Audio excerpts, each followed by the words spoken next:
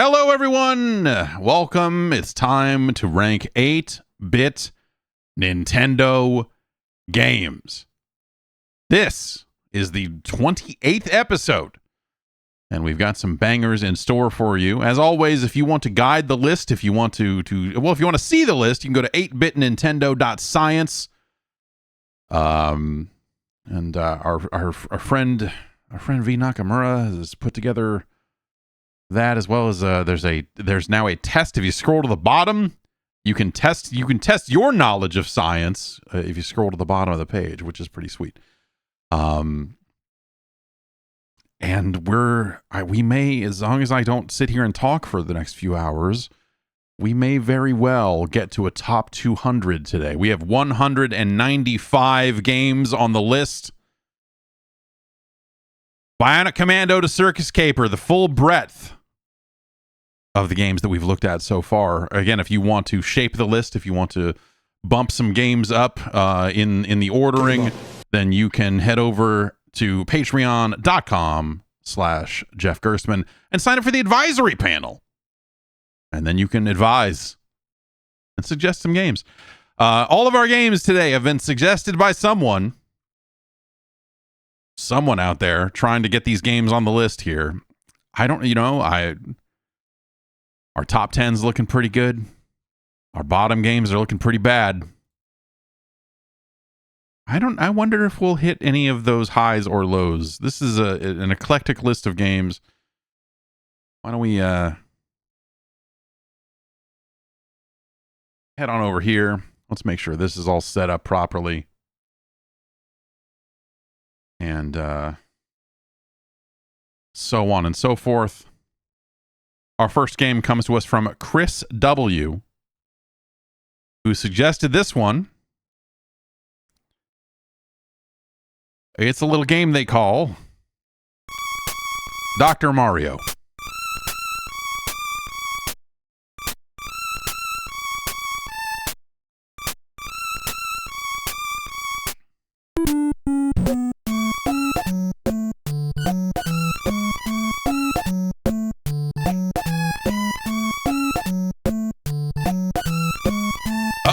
Is retro achievements down?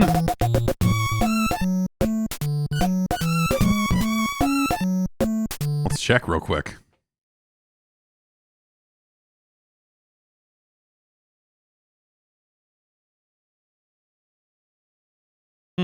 Looks like it's up and running.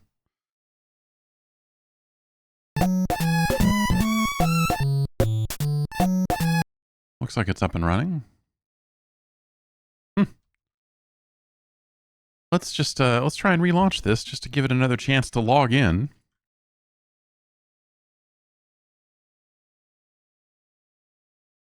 And see what happens. There it goes.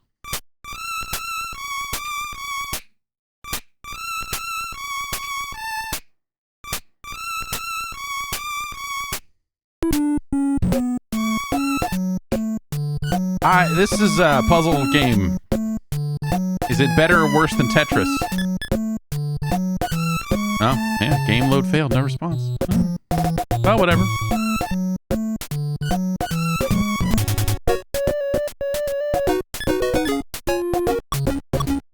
We'll start with Fever on the music.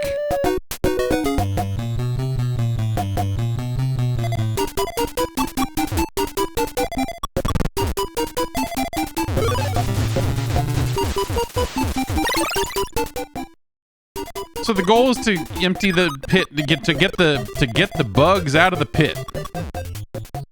This is I guess I can.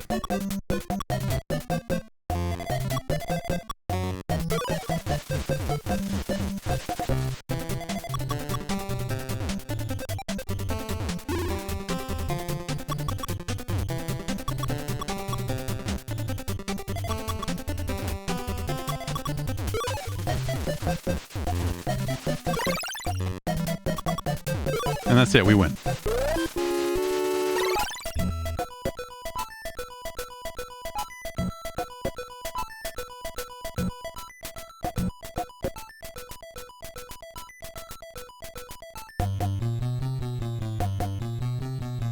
And now we do it again. And there are more monsters, and the pills will sometimes move faster.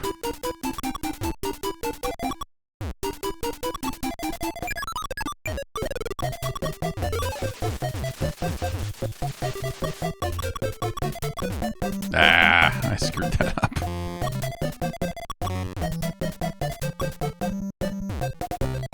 What was I doing where I had to... Man, I screwed that up. Really boning this up here.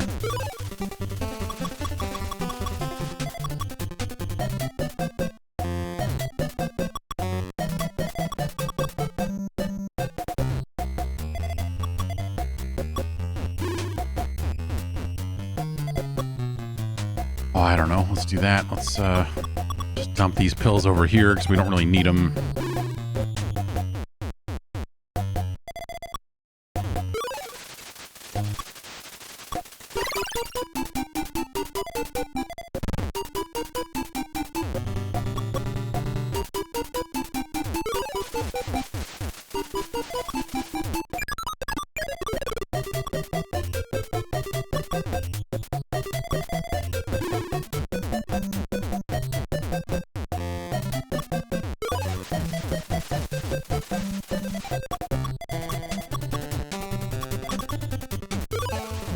And, you know, if you have been paying attention to the way these things kind of separate and drop and stuff, you probably see some combo opportunities for how you might get things to drop in a specific way.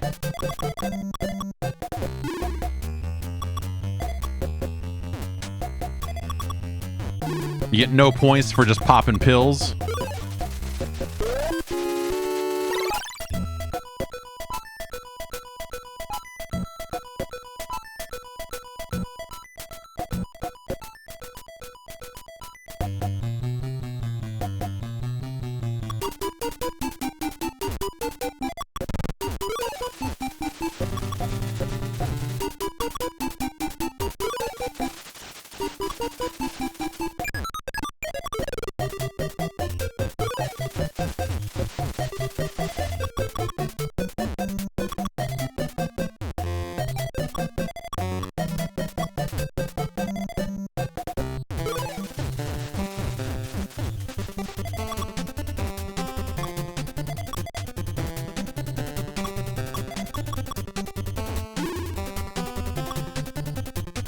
Oh, what? Okay, let's put these here, I guess.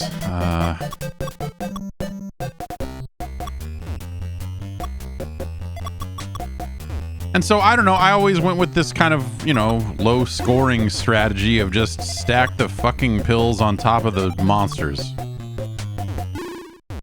And I never really developed much more of a strategy than that.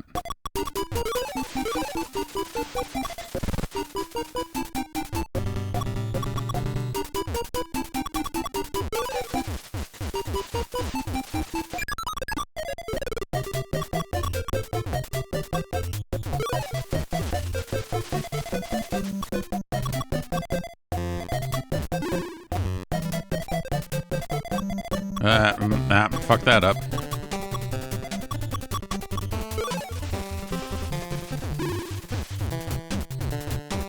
I might have actually messed it up even worse now that I'm looking at it. Oh well.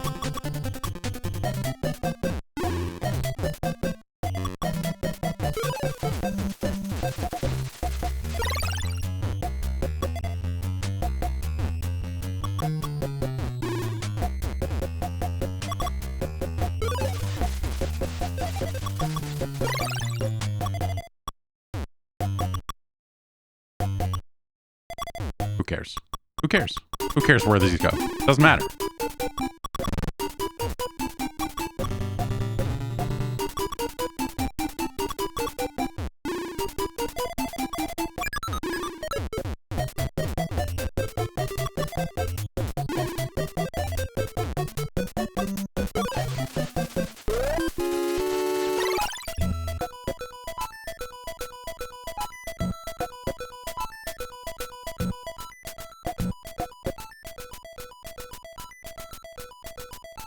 I think this game is fucking boring as shit. I think this game is unbelievably dull.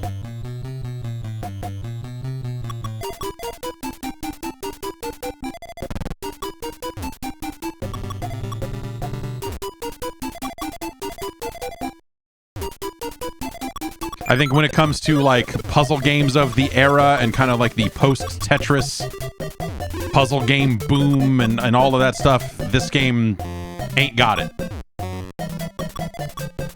At all.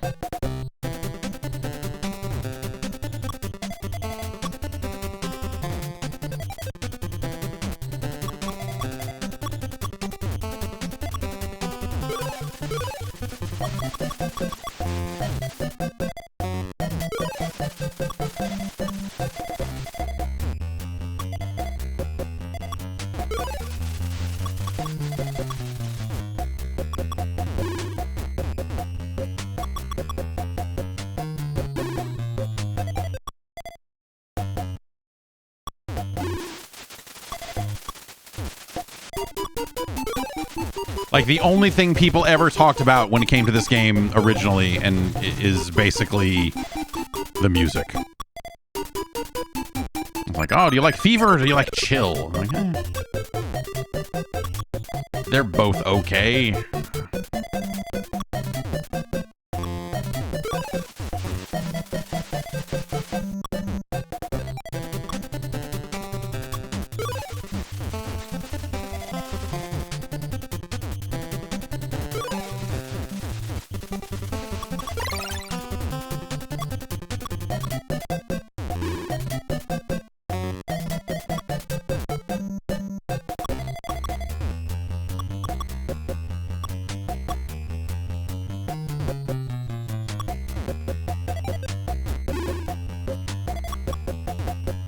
And I don't know, you know, like, I don't know what I would say should be done to, like, fix a Dr. Mario or whatever, because, like, this whole thing where you basically don't get any points and get no value out of just popping the pills themselves, like, you only get points for taking out the bugs. It's sensible from a perspective of you don't want people to just, like, farm points in a level forever, right?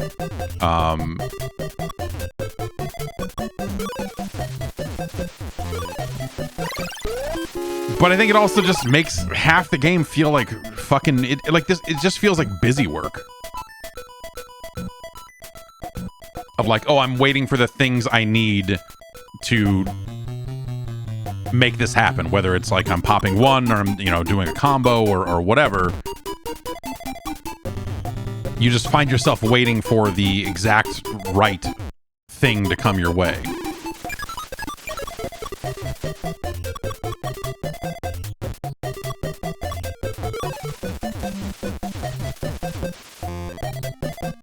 Can I turn this in here? Yeah, all right.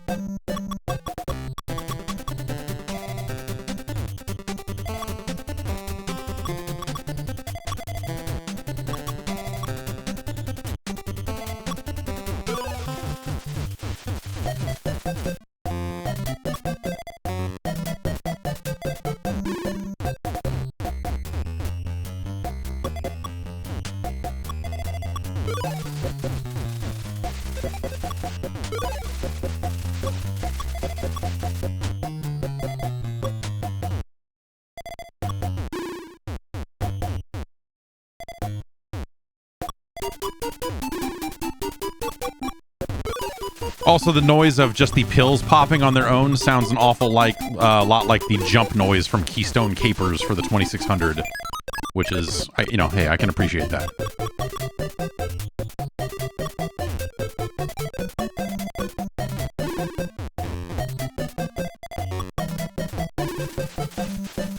I mean, maybe if this game had some hats or some faces in it or something, it could be a cool puzzle game. But, like, you know, what do you...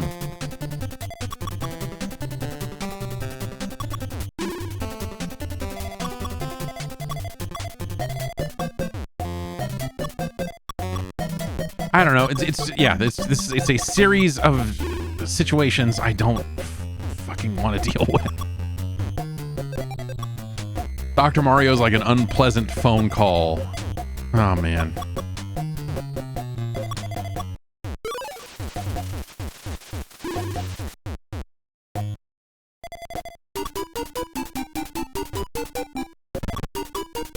Oops. I had an idea about what I was going to do with that piece, and then as I was rotating it, whatever. On top of that, I'm not doing very well at it, which is always... extra fun. But I don't know. I was never like, I would never say I was like great at Dr. Mario either.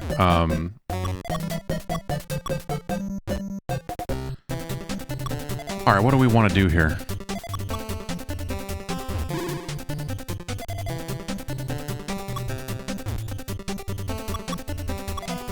I guess we want to get these greens off of this. But I want to take out that blue down below before I do that so that more shit doesn't drop on it, because that'll just be a hassle.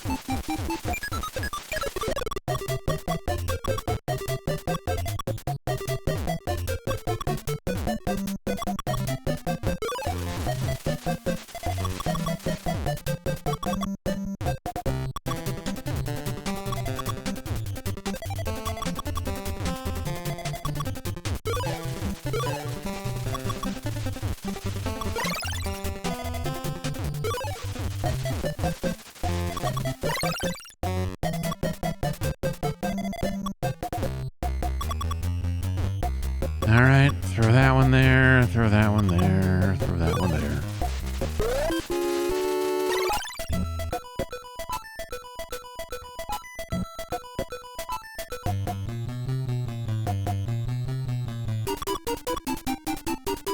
Okay, so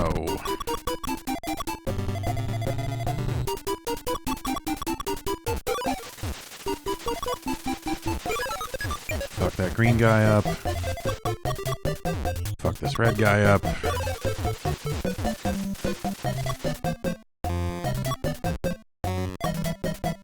little 2-for-1 action right there.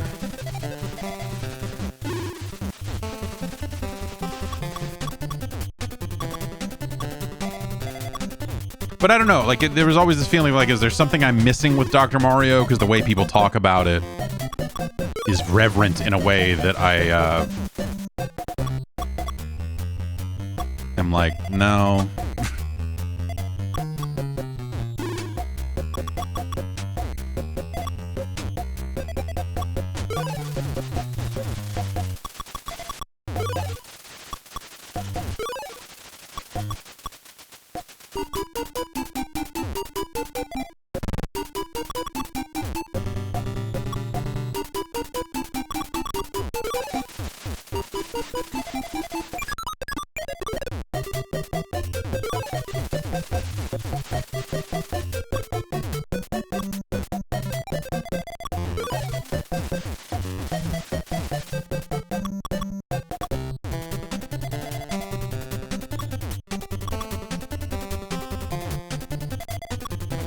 Okay. Doing that. Doing that.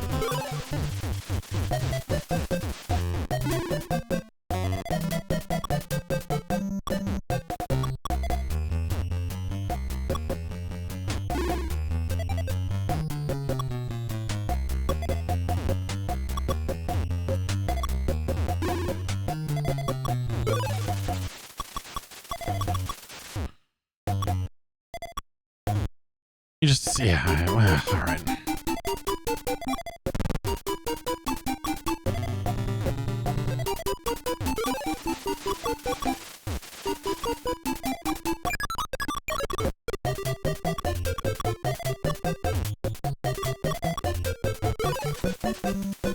And now I've just stacked up a mountain of shit on these other guys that now I have to deal with. Like, the feeling isn't, oh, now I gotta dig myself. The feeling is more like, I should fucking turn this off.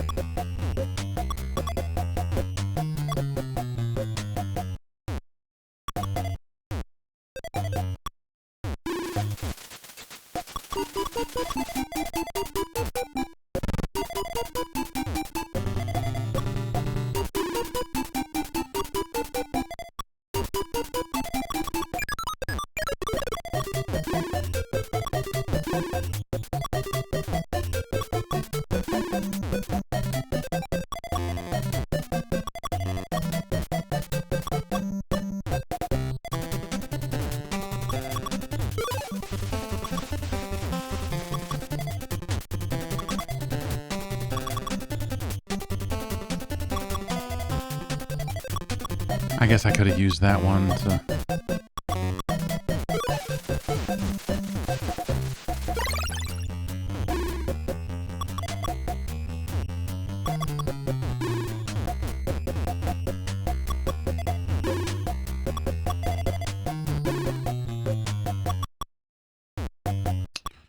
All right, what do I need to do here? I need to clear this.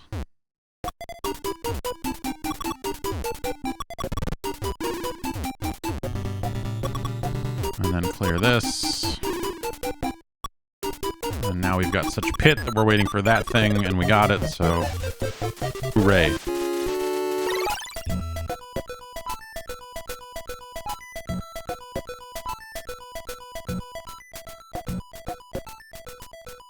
The Chrononaut says, you know what was a great, terrible puzzle game? Columns. Yeah, Columns is, I feel like I played way more Columns than anyone should have, but I think a lot of people did. A lot of people did. Columns is not a good game, but Columns is okay. Columns is okay. But it's not, it's a lot of like, and then Sega thought they had something with Columns, and so it just felt like they were putting it everywhere all the time. It was like, here's Game Gear Columns, here's this, like, it's like they were trying to make Columns happen for a pretty long time.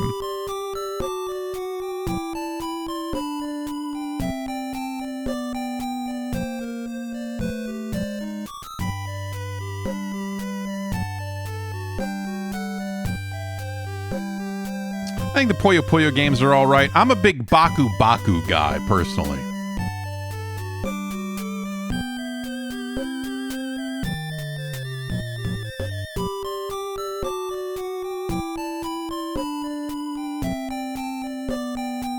Yeah, so what is the inference here? These are the viruses we were trying to kill, right? And now they're just like giant and sitting on top of a tree?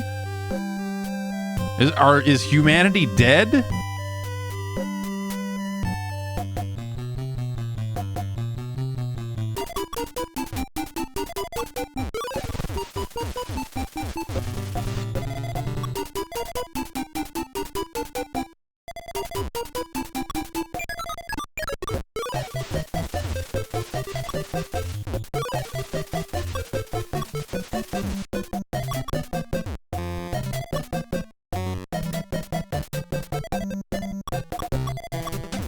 Oh, gosh.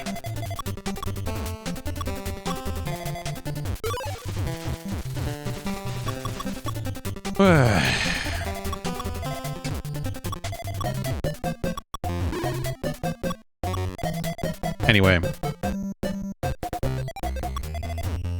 There's another song.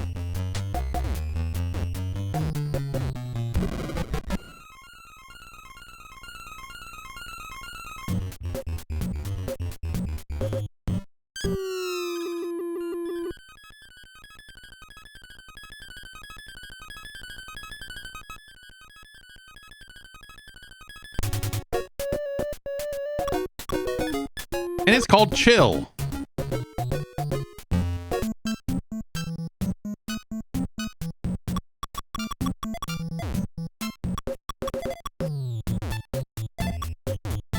These latter-day NES drums are always a treat.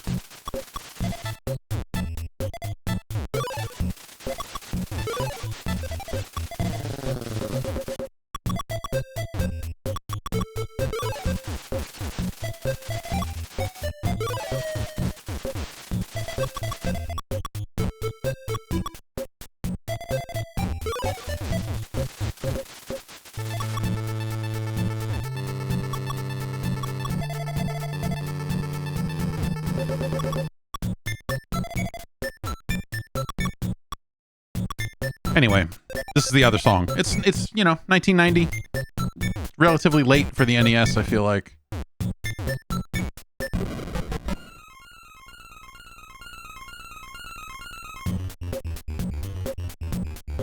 I think this little game over joint here, if they'd stretched this out, that could have been a little jam.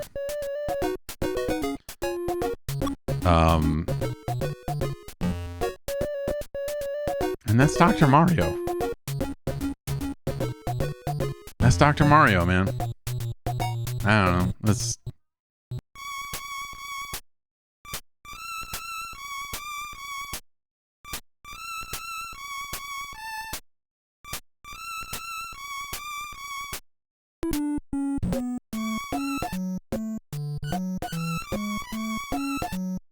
But it's yeah, I don't know. Dr. Mario always seemed like, hey, this is okay.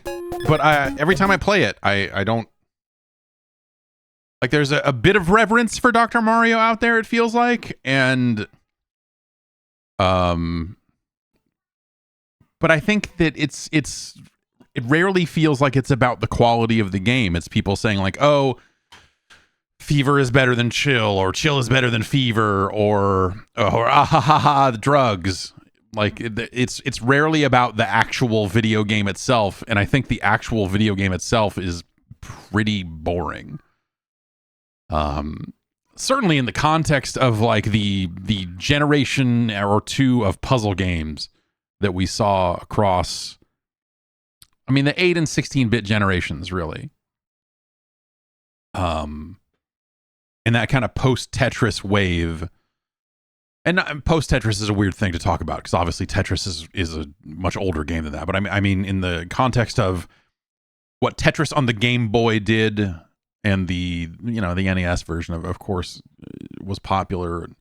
But like there was that kind of big Tetris boom around that time. Later in the 80s, kind of, mid to late. And suddenly you had Spectrum Holobyte being like, we've got Wordtris, which I actually think Wordtris is pretty good. And then you've got the stuff that Alexei was involved with, or put his name on, your Hatris and your Faces, and then you have stuff like Blockout trying to make it a 3D game.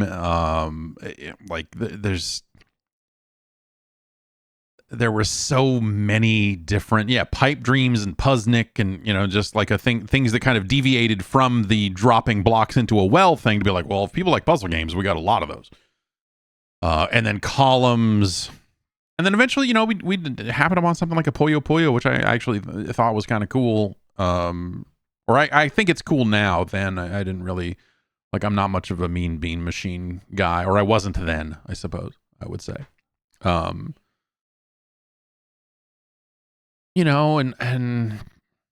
I guess all the way through to the N64, we did still see some of that stuff with Tetrisphere and the next Tetris. Then you had Tetris 2 and Bomb Bliss, and then all the competitive puzzle games, your Money Puzzle Exchangers, your Magical, or the stuff on Neo Geo, your Puzzle Bobbles, competitive Puzzle Bobble was always kind of cool. Tetranet, of course, Tetranet. But Dr. Mario always felt like, I don't know, like I think, especially like revisiting it now and really trying to think about it, Dr. Mario to me is like a classic example of style over substance, where like, imagine if that game came out as Virus, which was there are prototypes out there. In fact,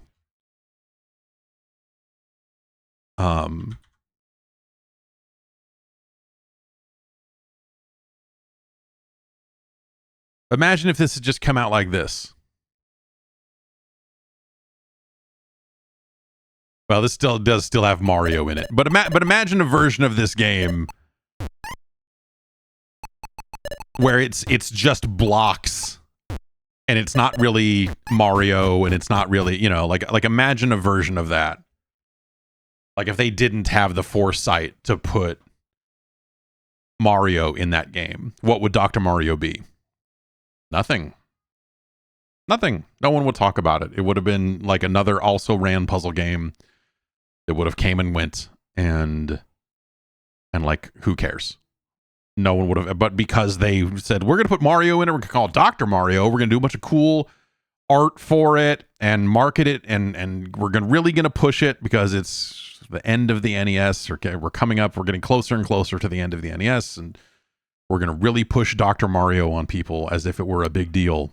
And I think they did a really good job of making it seem much bigger than it really is. But Dr. Mario is a pretty bad video game. It's just got good style. It's got great music. They did a great job with that. So it's a fascinating case study. But when you really think about that game, it's there's just nothing to it. It's all right, but if they had made a sequel to it and spent a bunch of time coming up with different modes and whatever else, like, maybe there would be something there. But I just, the concept is so bland, that I think it's just, and I don't think time has been especially kind to it as well, to where this is pretty low on the list. This game's pretty low on the list.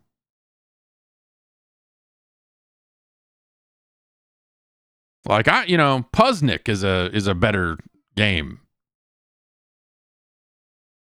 If we're just thinking puzzle games, right? I mean, let's think about this. Let's scroll up and think about it to make sure we're not just like ramrodding it onto the bottom. But it's no Crazy Creatures. When we think about where these puzzle games other puzzle games have kind of fallen on the list, it's certainly no Bubble Bobble.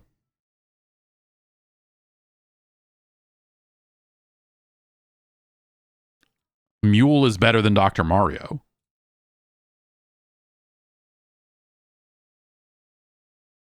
Puzznik is better than Dr. Mario. Yeah.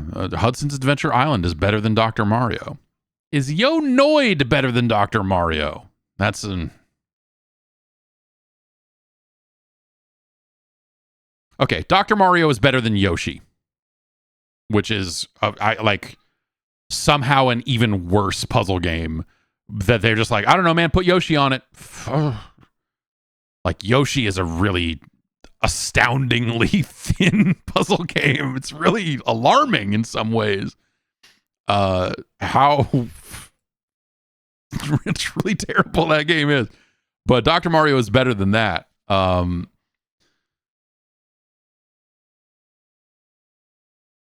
Is Dr. Mario better than Yo Noid? You must let the science speak.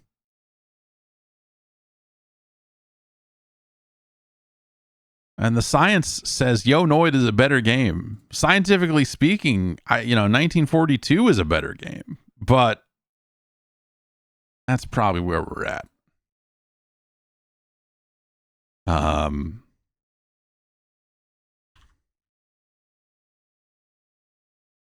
Okay, and so our new number 154, it's Dr. Mario. So congratulations to Dr. Mario. The good doctor himself. This next one, a couple of people have suggested this one. Yoshi is one of the ambassador program games on the 3DS. Man, Nintendo hates their ambassadors. It's like, hey, if you bought a 3DS, not only did we cut the price on you and undercut you, but the thing we decided to give you as a little how do you do for being an early adopter of the 3DS, here's a Yoshi. Fuck. Actually, some of those ambassadors, and you do get the ambassador certificate, which is fantastic. Fun to emulate. Fun to run that on an emulator and be a pretend ambassador. I mean, I'm a real ambassador as well, but always keep the ambassador certificate installed. always keep it installed everywhere you go. Tim and Fandle both suggested this game recently, though it certainly has come up in previous weeks. This one is a very curious case. It's Double Dragon.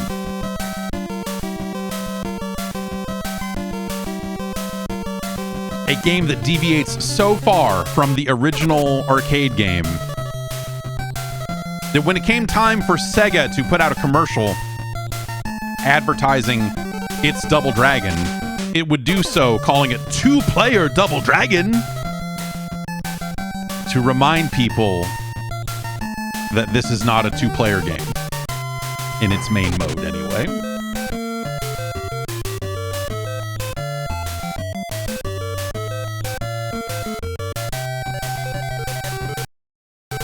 My controller is, for some reason, not...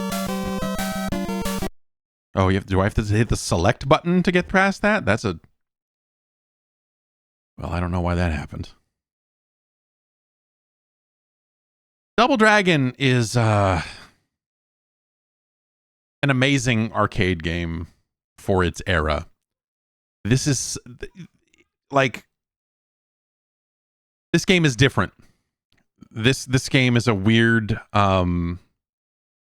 It deviates from the arcade game in several key ways. It doesn't give you access to the full move set out of the gate. You have to level up, which is an interesting idea.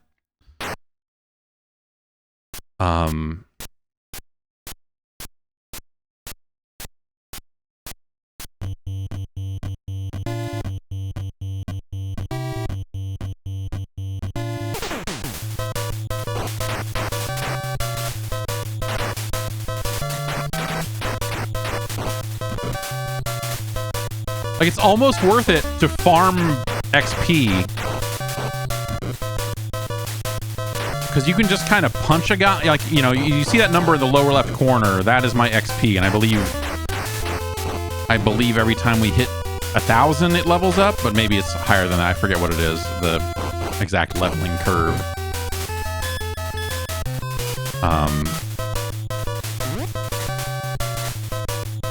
All we can really do right now is punch and kick and jump and headbutt.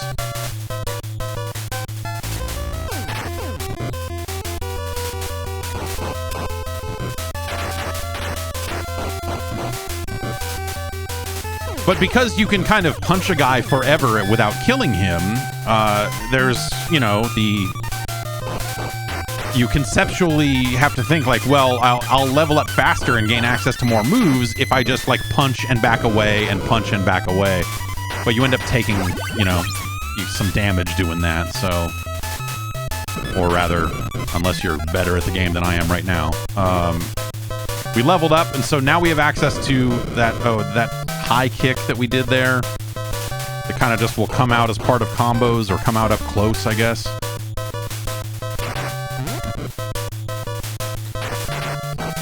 That one. Little roundhouse.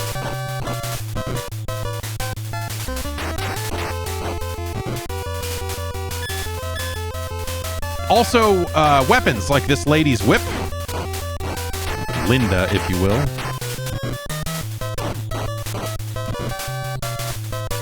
The weapons disappear every time you clear an area of enemies.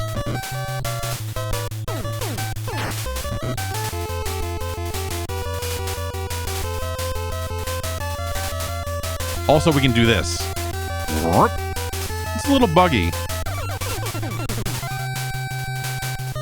We can walk up this wall for no reason, and as soon as I push left...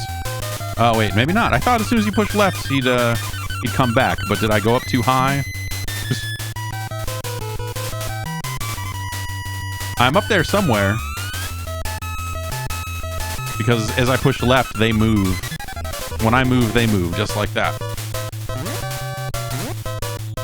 Yeah, we got stuck up here, so. It's a weird, kind of messy game.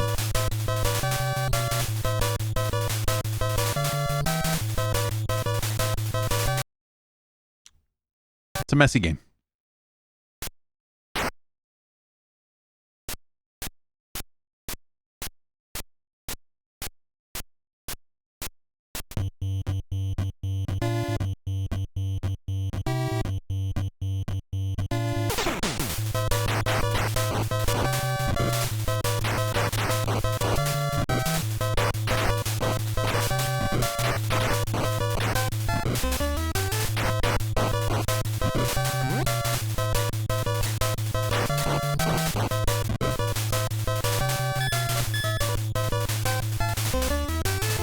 So as someone who liked the original arcade version of Double Dragon, I felt really kind of...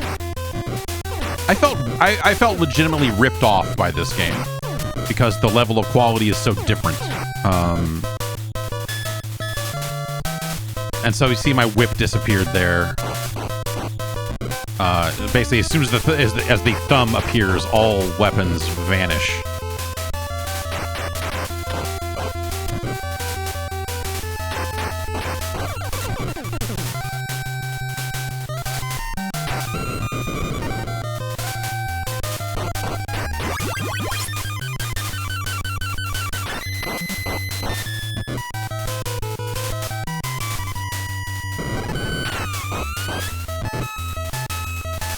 I did it. Oh, but it went away. Oh. So if you time it just right, if you pick up the weapon as it's disappearing, it will glitch out and turn into something different. And it'll turn into some glitchy graphic, but it's a way for you to kind of take a weapon with you into the next area. But you have to time it just so. And so you saw it in my hand there for a sec, but it still disappeared. I think I have to pick it up like a little bit later than I did.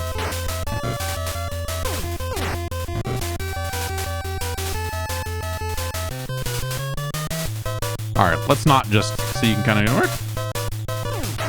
and it's like, it's not hard to walk up this wall. You just push to the right and then push up and he'll just start going up. Like, it's just fucked. It's just, here's this.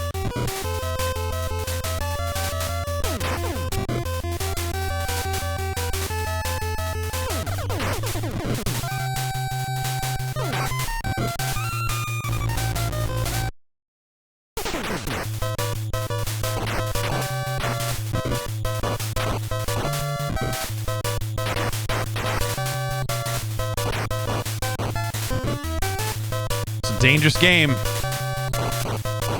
Later, fucker. And then, of course, we get this Abobo, which is classic. We get classic NES Abobo, which is just a ridiculous looking thing. What a mess of a man.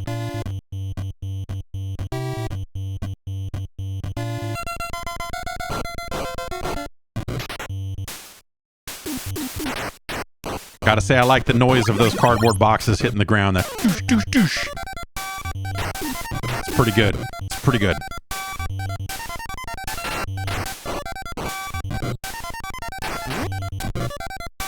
I forget what I get at 3 stars. I forget what the... Do I have a jump kick now? Yeah, okay, we have jump kick.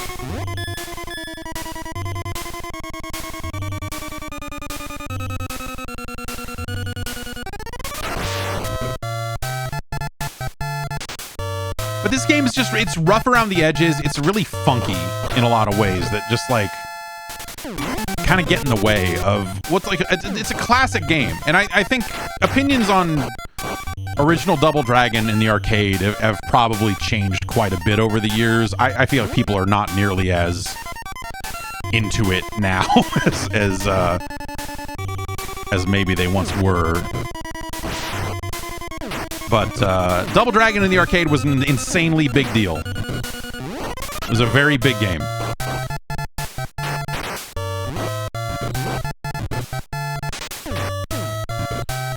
And so this version, being as weird as it is, it's not just that it's... Oh, they made it so you don't have all the moves at the start. You know, like so that stuff's weird, and on its own, I think actually is not the worst idea in the world. If we think about games trying to be more than their arcade counterparts, like this was an attempt at that, at least. But it's how like kind of glitchy and weird some of the other parts of the game are.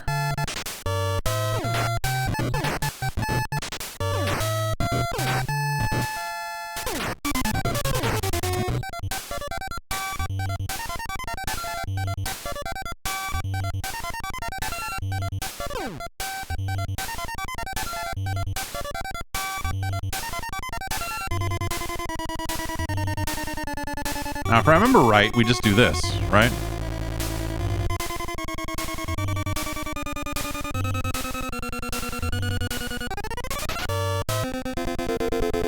Yeah. You just go up and let him pop out, and then you go down the ladder, and he despawns, and the level automatically ends. It's... Oops.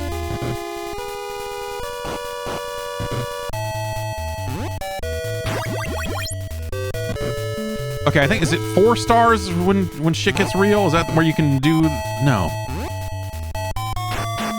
Man, I wish I could remember what you get. There, it's that. You get the grab.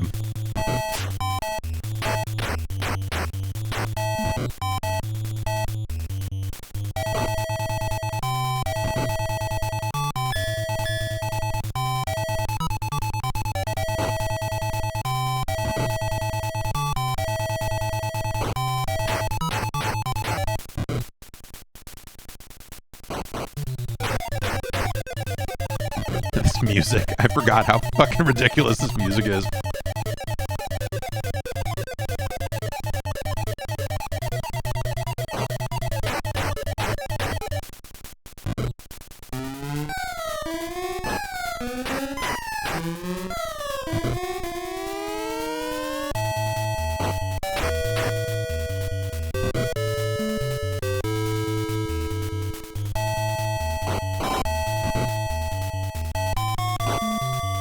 Oh, he ducked.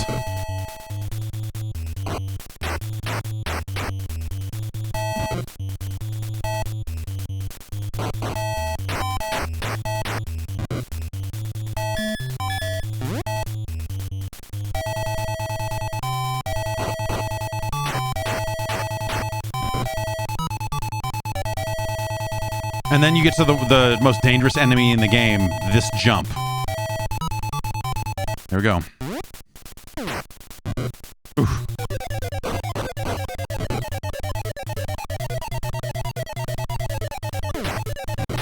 The jump is both buttons at the same time, and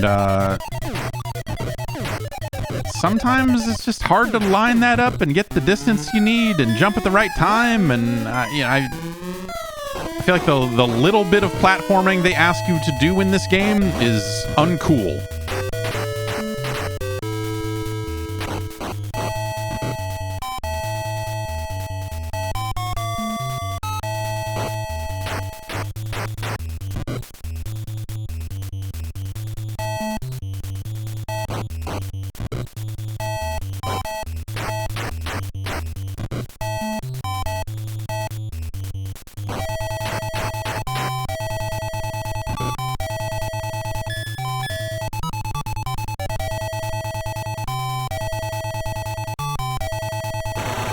Oh my god!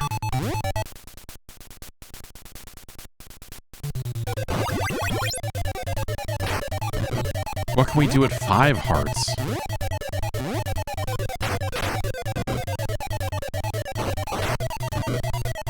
Let's get the shit slapped out of you.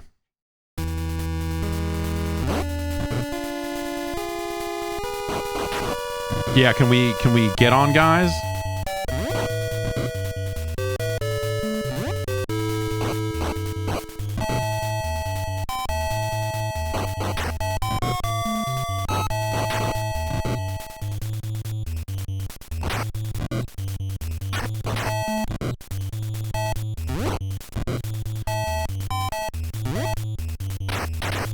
Oh, just look at how much life these fuckers just rip out of you.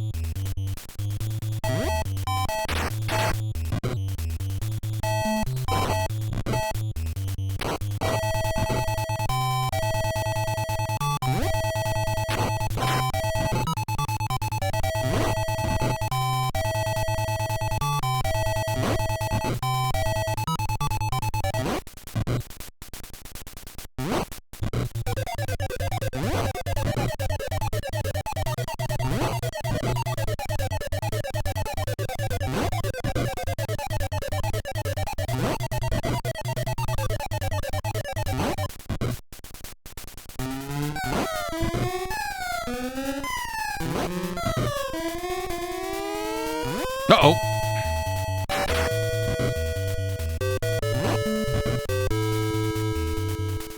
Ah!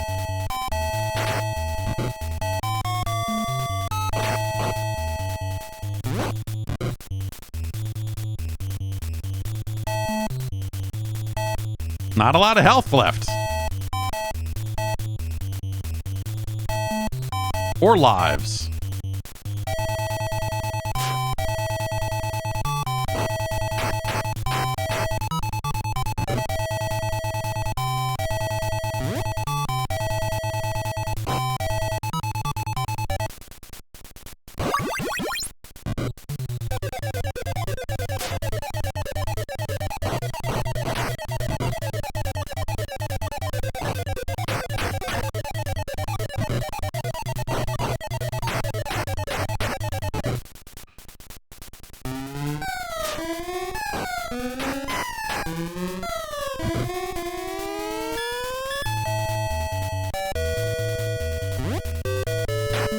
All right.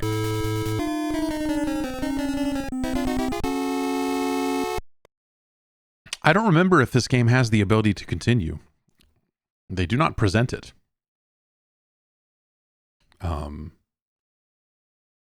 But you know, having not played this game in a long time, that felt like an okay little run there, I guess.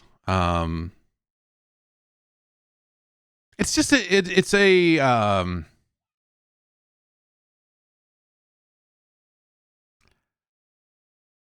just feels very grimy compared to the arcade version. Like, I'm not going to say it is a filthy port the way Akari Warriors is. It's not. They didn't do it that dirty. And I think this is actually a game that, as the years have gone on, I think like my appreciation for it and what it was doing probably went up. But at the time, man, I remember being so pissed at just how shitty this game was. Did this game have the same cheat as Double Dragon 2 where you could steal player 2's lives? No, because it's not a two-player. It's not a two-player simultaneous game.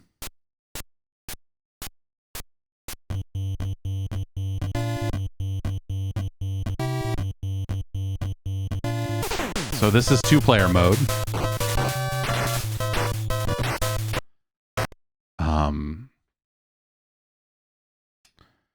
And so that was also a ridiculous thing of just like, oh, hey, we put out Double Dragon. You can only play it. You can't play it two-player simultaneous. You're like, what?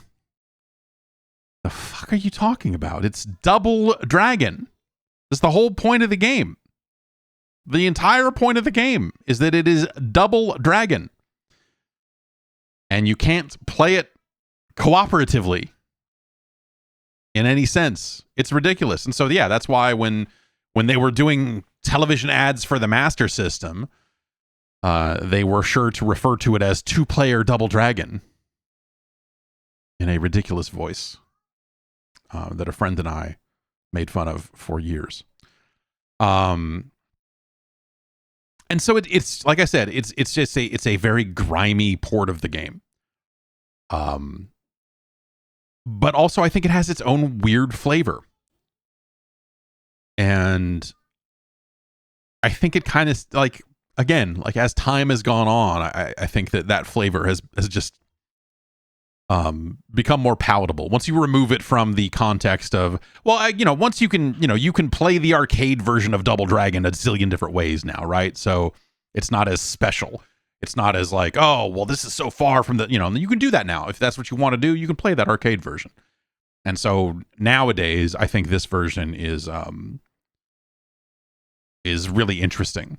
And of course, there's Mode B.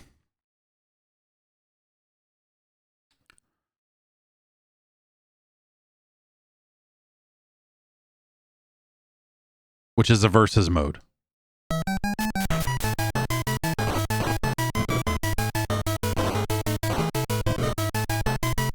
Now, why did I start with way fewer life pips than the CPU, even though we're both a Bobo?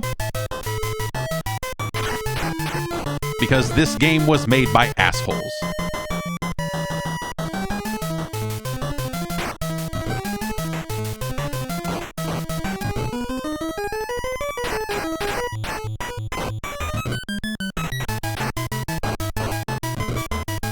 just this straightforward bop, bop, bop. This kick is so stupid. It's so stupid as a player-controlled attack. There's just something real. Just and so this mode you could play against another person, and so it was like kind of like a little fighting game. And it's nonsense. It's not, you know, it's ridiculous.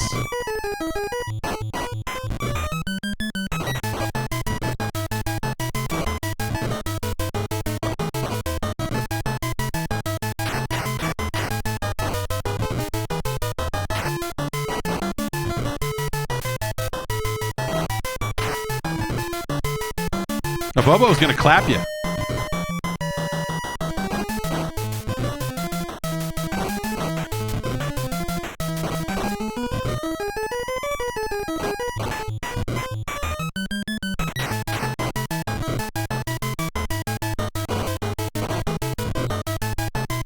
That's right.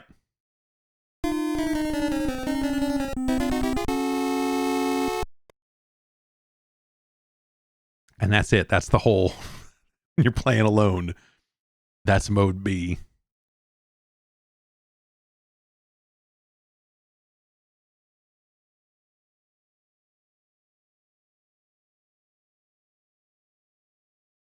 And so in a weird way, like this mode B feels like... Also, yeah, look at that. You get a different version of the main player character even. That's like weird.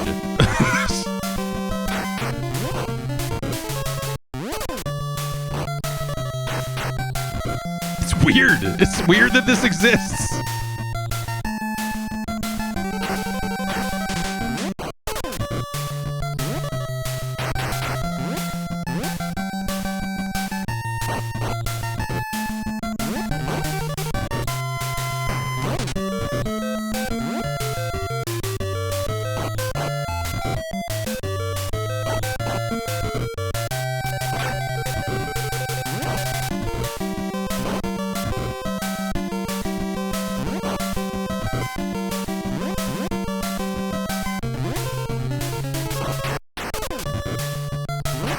Oh.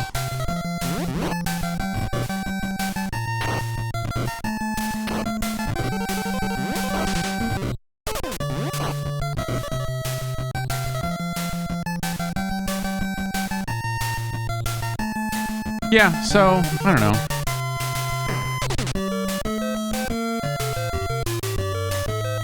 It's not like, yeah, this could have certainly been better, but it's rad that it's here.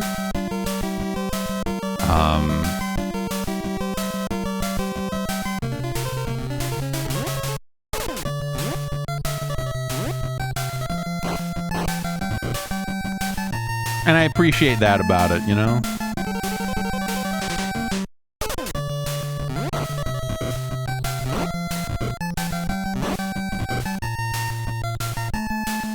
But as far as like representing the original arcade version of the game, I you know, this is not great at doing that.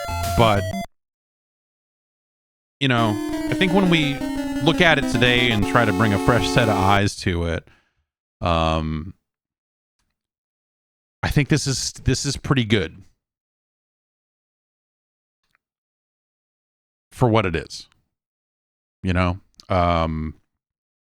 the decision to spread the moves out and have you level up feels like kind of half cooked, right? It's an idea that, like, I think in a longer game, a different, you know, like with another menu that let you see the moves you're getting, is, you know, instead of referring to the manual or something, or gave you some choice about how you level up or something. Like there's little bits and pieces that you look at it and go like, oh, but this is all stuff that, you know, these are also ideas that would come to be revisited down the line, right? You know, when you think about River City Ransom and some of the ways that this genre evolved, or rather, like in cases where it did evolve, because there are plenty of cases where it just didn't. It didn't evolve. And so I think that helps make something like a River City Ransom, because like this mode B is a lot like Renegade, which is not an awesome comparison to make, but you kind of see the connective tissue of the Technos kind of universe when you put this game in the middle of it like this and go like, oh yeah, I can kind of see a little bit of that old Taito, a little bit of this here, a little bit of this here. Like you see the way that all of this stuff kind of starts to fit together. And I think a lot of it culminates in River City Ransom. I don't know that we ever got anything better than River City Ransom when it comes to like doing things to, you know, the classic beat 'em up genre, the belt scroller, whatever, you know, whatever you want to call it. I don't know that River City Ransom has ever been topped in that specific style. You know, games have come along and tried to do more with it. And, you know, you see Streets of Rage 4 and some of the things that, you know, they try to do. That Turtles game that came out not that long ago. Like, we're starting to see games that I think do some interesting things again, but it's still, River City Ransom is still the top of the heap, I think. At least when we think about this, yeah, the kind of classic era for this genre. I don't think it gets better than that. This is interesting. Double Dragon is interesting, and you see how they got from point A to point B, or from point A to point C, or somewhere. This game is somewhere in the middle of all that. And I think that's what makes it interesting. But at the time, it was shitty. At the time, you were like, this is a bad version of Double Dragon. This is not what I play at the pizza place at all. The jumping feels terrible. They keep stealing my weapons. Why don't I start with the elbow? Why can't I just do the elbow over and over again? And blah, blah, blah, blah, blah. And so, I don't know. I think that's interesting. It's not necessarily relevant fully to what we're talking about here, but I do think that this game has an interesting position in history. Because of its weirdness, and because of it, you know, just for a handful of reasons, you know. Well, let's get it on the list. Where's it go on the list? That's the big question. I will say I enjoyed this more than I thought I would. Coming back to it,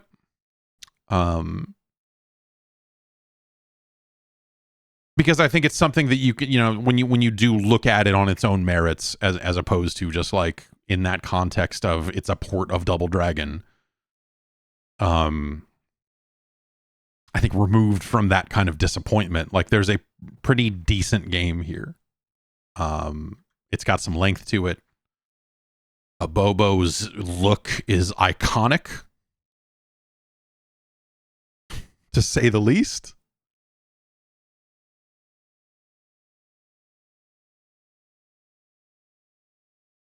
And so it's better than something like a Cowboy Kid. Double Dragon's better than Ice Climber. You know, it's better than Section Z. It's better than Rescue the Embassy Mission, a game that I do have a sick love for.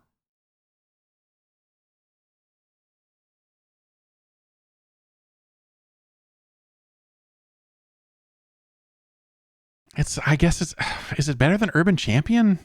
I suppose so. You know, fairly similar in some ways, but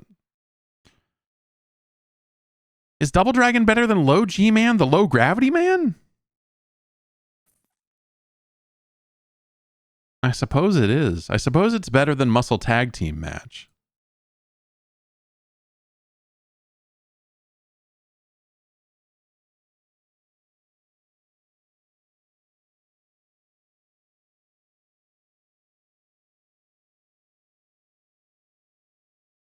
Is Double Dragon better than Willow? I don't know.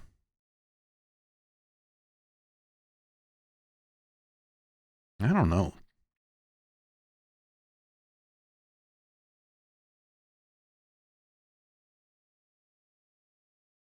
It's no Kickmaster. That's for sure.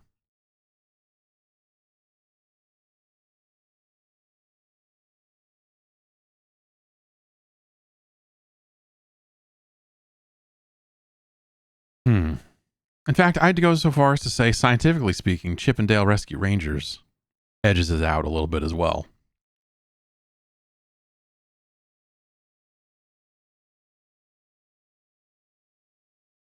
So we're kind of in this zone.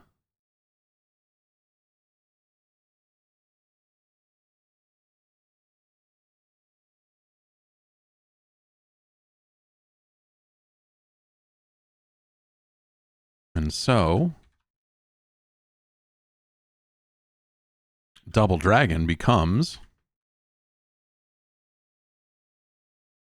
a top 40 video game, the new number 40.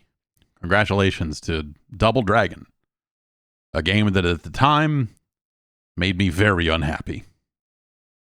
Very, very unhappy. I might have returned it. I might have gotten rid of it. I might have been like, this game is fucking trash. I can't remember. JP suggests the next game. I don't know that I don't think I've ever played this one. It's hard to imagine a world in which this game is of a quality. But let's see it. It's Space Shuttle Project.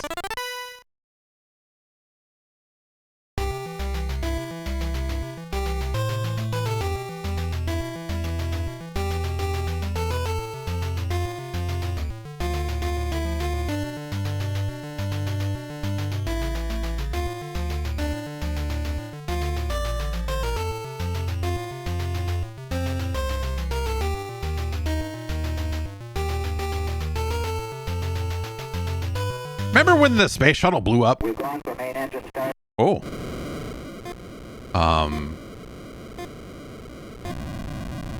I was homesick from school that day. I know they watched it in school.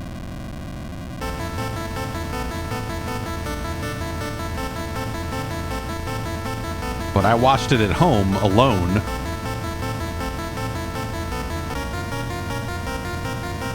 All right. Let's just watch this demo a little bit and see if we can get a sense of what we're going to be asked to accomplish here. My worry when it comes to stuff like this sometimes is like, oh, you're not even going to be able to launch the shuttle unless you have the manual in front of you.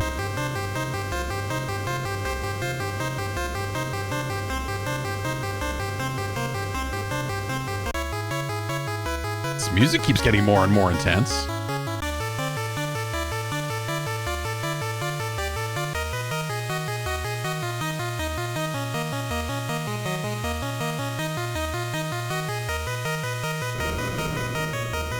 Looks like a lot of golf. If I'm reading this readout at the top of the screen more, it seems like a...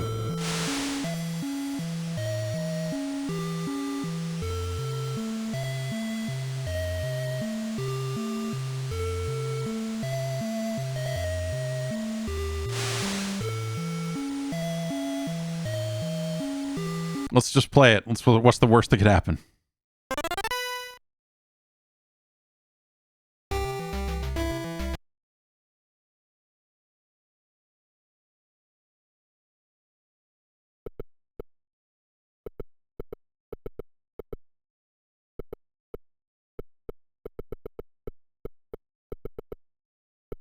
Commander Stone.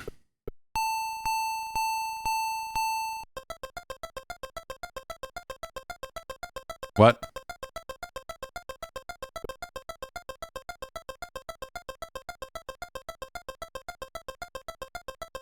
I'll say that the color of this text on the little readout here is actually very hard for me to read.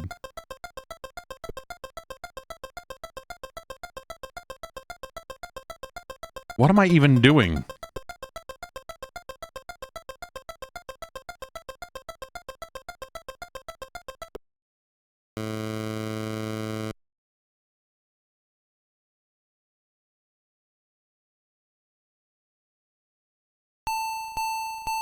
(4813) Atlantis.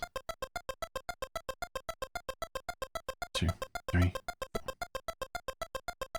Yeah, this is really hard. These numbers are very hard for me to read.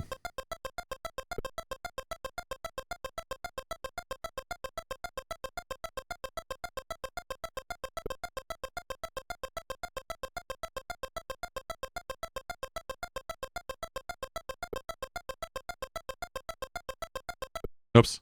I thought there were 3. God damn it. Did I lose another life? I have... How many lives do I have here? How many space shuttles am I blowing up?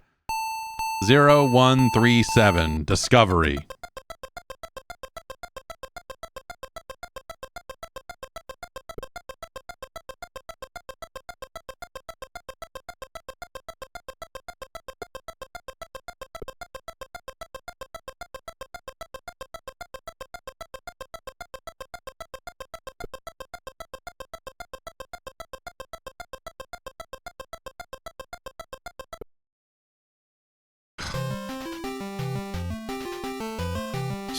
Fucking tense, man. How many people have to die?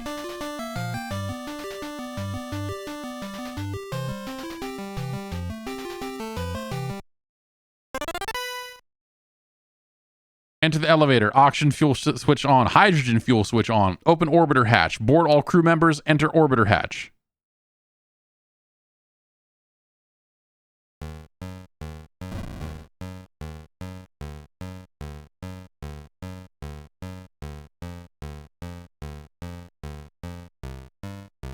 Oh, we're the one that's flashing.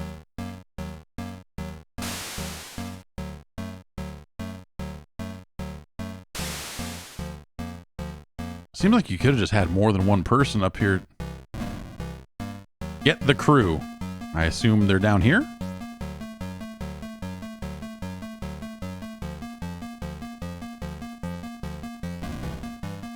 Oh, that's a... Get inside, Commander!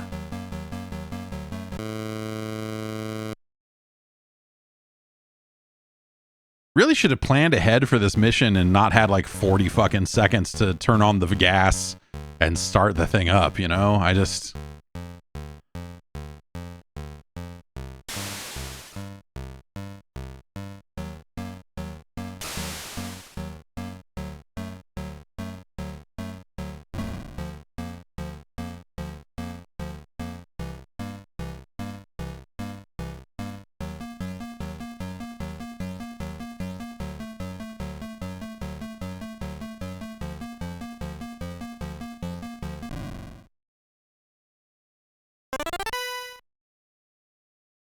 Roll 120 degrees. SRB separation. Main engine cutoff. ET separation. Fire OMS-1, fire OMS-2, and open the cargo doors. 14, 13, T-minus 10, 9, 8, 7, 6. I'm going to hit A when... What? We've gone for main engine start.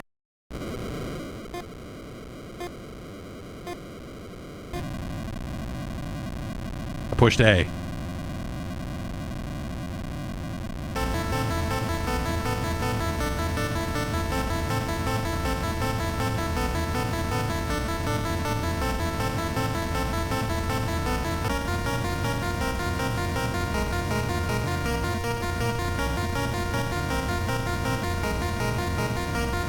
I'm the bottom arrow. I'm just following the top arrow, I assume.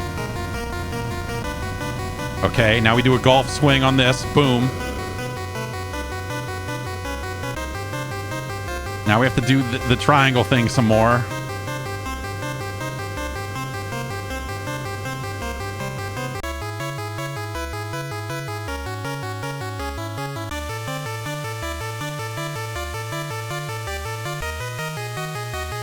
Okay.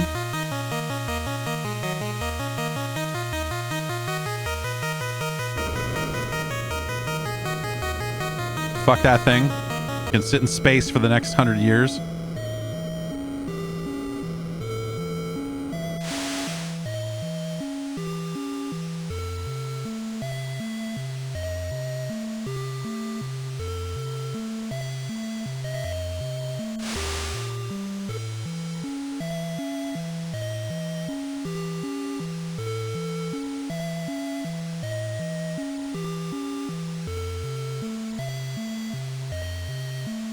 I guess we're in space now.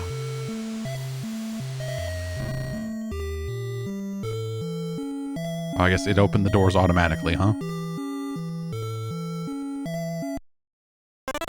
It's unfortunate that retro achievements are down. I feel like I would have gotten some. Release satellite, put satellite in orbit, open solar panels. Time for a little extra vehicular activities, if you know what I mean. Hell yeah. Oh no.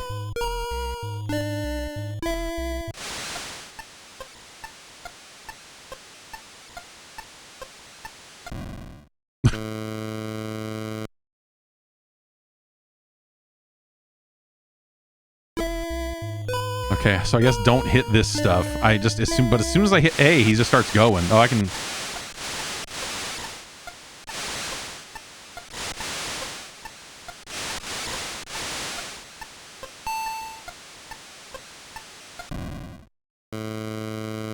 What? It seems like I gotta get it all the way up.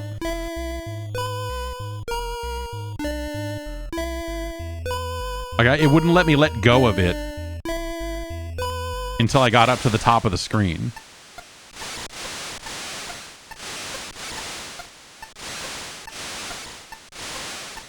Like these buttons don't do anything.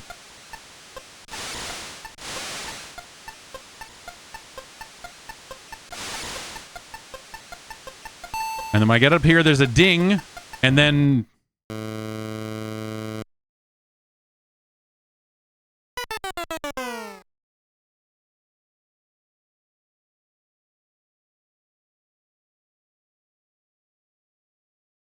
the Nintendo Times.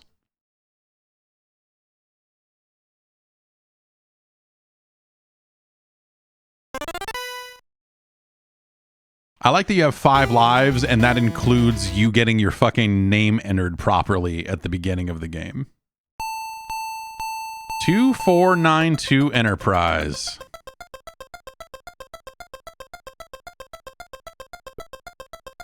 I say 2492? Shit.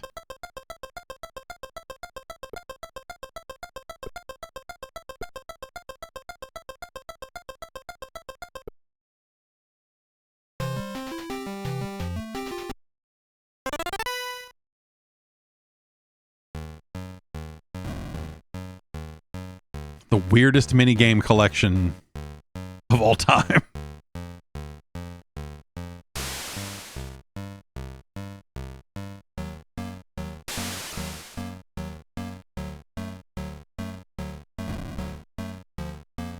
I feel like NASA's pretty well funded. Like you could have had multiple people in this elevator doing stuff at the same time. It just feels like there's a more efficient way to have done this.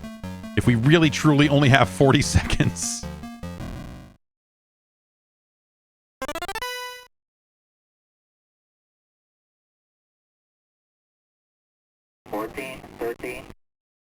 T-minus 10. 9, 8, 7, 6, 5. We've gone for main engine start.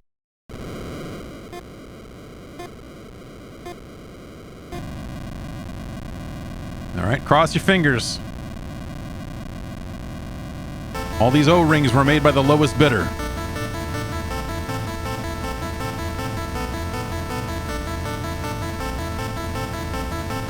Oops.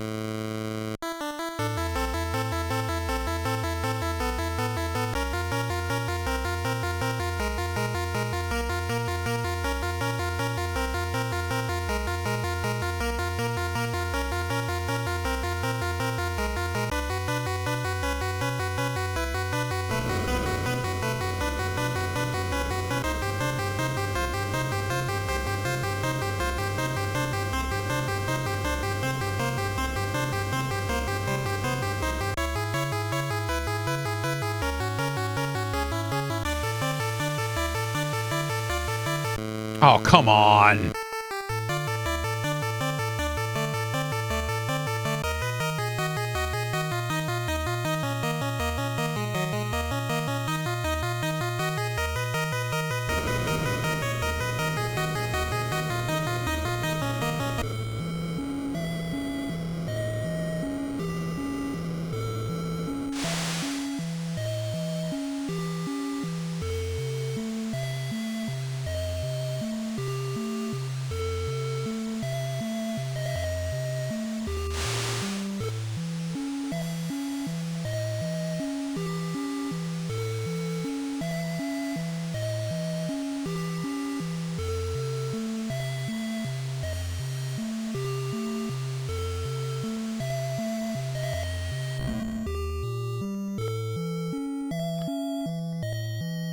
All right, now we need to figure out this satellite thing.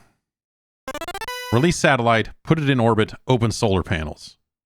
Like, the buttons don't do anything. So, like, I can push up and down to... Like, I hit A to do this, and then I have some ability to move this around. But nothing happens until I push all the way up to the top. And then there's a ding noise. And after the ding... Like, see? And then the astronaut automatically goes down, and then that's it.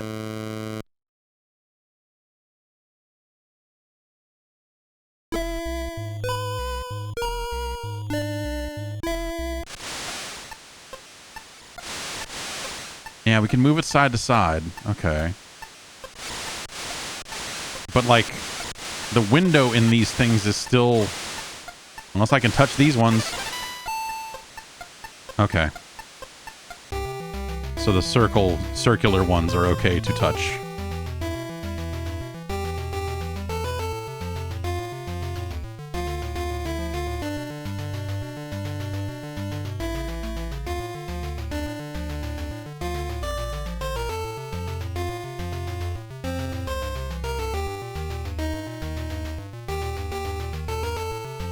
And now people in Kansas can watch upwards of 400 channels.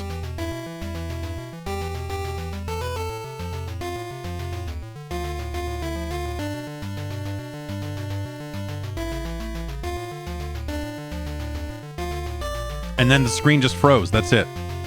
I assume I hit A at some point. Yeah. All right, we gotta land. Close the cargo bay doors, roll the orbiter, yaw that orbiter. Yaw! Shuttle, yaw! Deorbit burn. Picture the orbiter about, 28 degrees. Then track a nice S-turn glide path. Tame approach to runway, and then landing gear down. I imagine that all of this is just going to be hit the A button. Okay, here we go. Doors. Roll. Why does it say up? Okay, I got to push up. That's why. Do I have to hold up? What?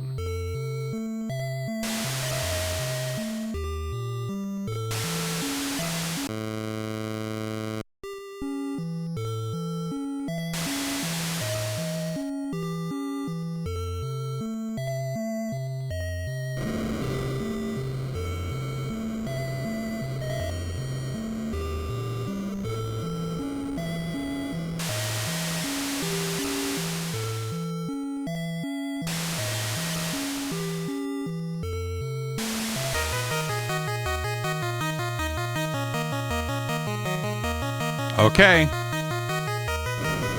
Oh, God. Everything's on fire.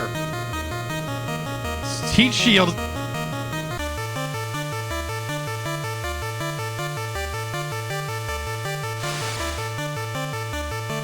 All right, S-turn. Here we go. Perfect.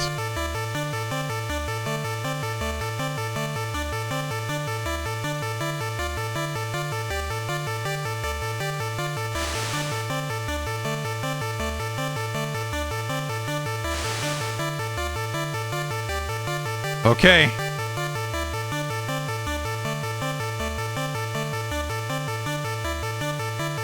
Whatever this is.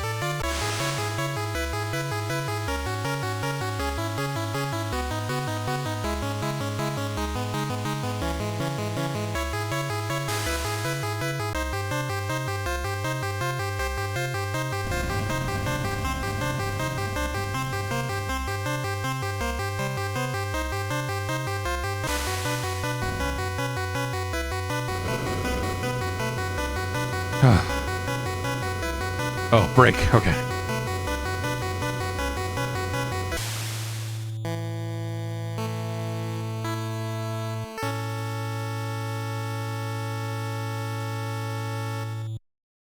Space is easy. They should do it more.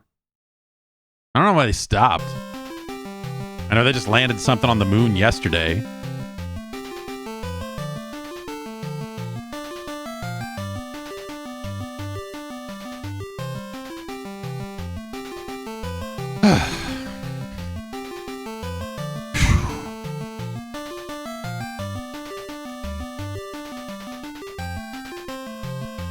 Weirdly tense for a bunch of, like, generic golf mechanics.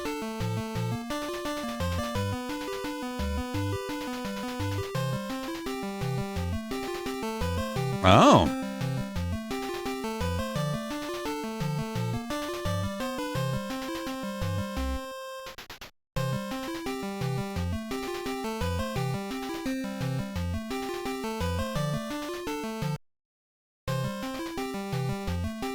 Start space station construction.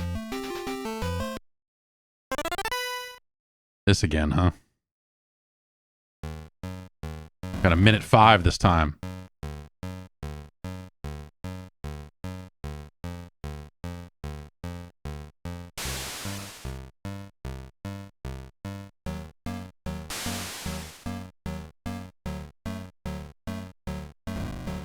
I remember trying to play, I believe it's this game, if not just another space shuttle game, but I remember trying to play a space shuttle game on the Commodore 64 and rarely having much luck with it.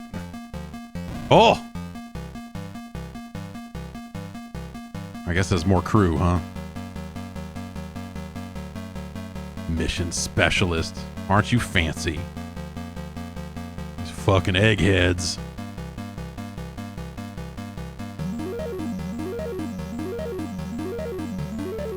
Hurry up, man. We've got fucking 11 seconds.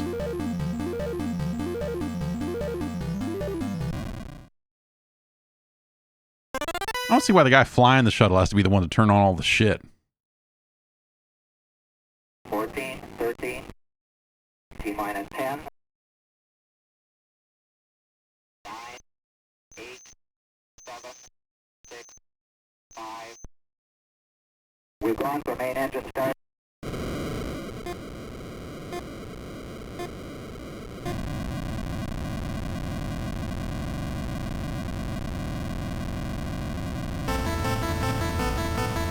I want to say the Commodore 64 game was just called, because this is called, what, Space Shuttle Project. I want to say that was just called Space Shuttle, but maybe I'm wrong. Maybe it is the same, if not the same game, then similar, but the same basic idea.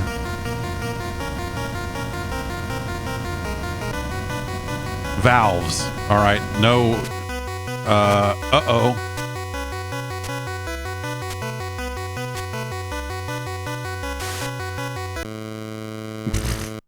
We're all dead. Oh, crew ejects safely.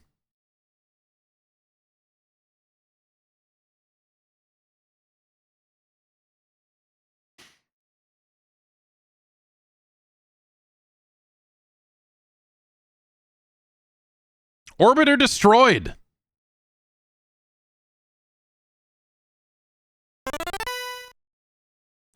This is a very weird thing, especially for 1991 on the NES. Like, it almost feels like a shovelware sort of, like, late era, just like, oh, screw it, man.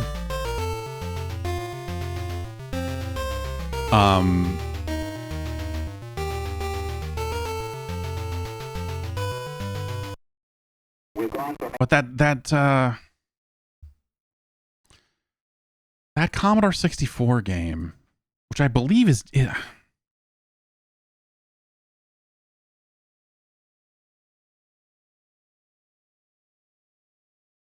Space Shuttle: A Journey into Space from Activision, is I believe, no, that doesn't look like it, but maybe it is. I don't know. I don't think I ever got the shuttle off the ground in that one, but. Oh, right. Well, that's just a port of Space Shuttle, the Atari 2600 game. So that's like way earlier. That is a different thing. Project Space Station. So this is called Space Shuttle Project. I think the game I played was called Project Space Station, which is not the same thing. But in that game's cool because you actually do build a space station over the course of it and get different modules and all of that stuff. That was 85 for the C64. That was a cool game. Project Space Station. But this is Space Shuttle Project, an entirely different product, an entirely different quality of service. And it's, you know, I don't know. Like, this is cool. I don't want to play it ever again, except for maybe once the retro achievements are up and working. Assuming it has them, I don't know. Because all you're doing is kind of following these meters. Like the game part of the game is pretty. It feels like a mini game compilation, I suppose. But it's kind of neat. I don't know. Like it definitely felt tense. Like as those sequences go on and as the music gets better, like they do a really good job of taking not a lot and turning it into something that feels intense. And that kind of goes a long way. This is not bad. It's just a different kind of thing, you know? I think it's kind of cool. It's a different kind of, I don't know. Like it's hard to, it is in some ways hard to quantify the positive aspects of it, because I think when you break it down into its individual components, it's not much, you know? But I think as when you pull it all together, I think they make the most out of a very thin situation.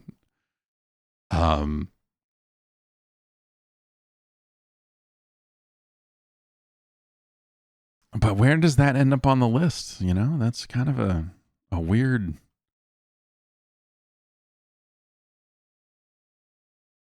Huh. I mean, is it, you know, I'd say it's better than Micro Machines.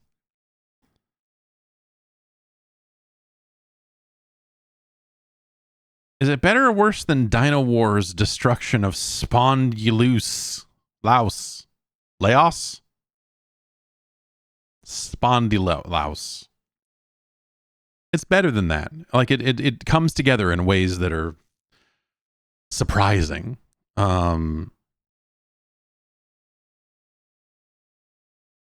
But probably not by much, man. It's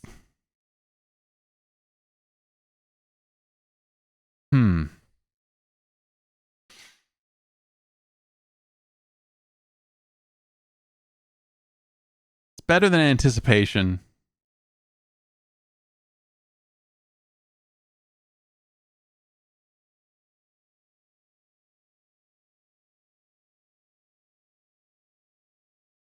But it's not as good as like a Kid Nicky or an Ice Hockey. Like it's kind of. I mean, I guess the question is it better or worse than golf? You know, like relatively similar mechanics in both. Golf is a better game, but actually, you know, okay, there. I think that answers it. To be honest,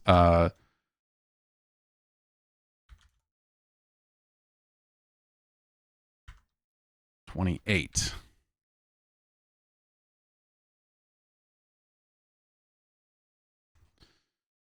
And congratulations to our new 111 Space Shuttle project. It's no golf, but it's better than 10-Yard Fight. Pretty natural progression there. Pretty, you know, it's logic for you.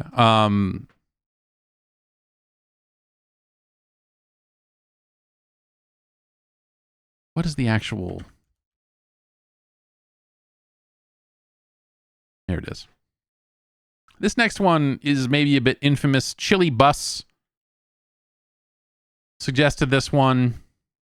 I feel like I've messed with this one on and off over the years, but don't really have. But I don't have a ton of exposure to it.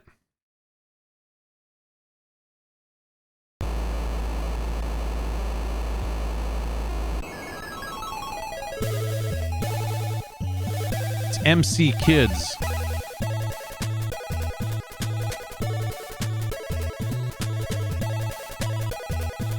This is some fucking... I mean, you know, if the Virgin Games logo name didn't tip you off, and the music should fill in the rest of the blanks on perhaps where this game was made.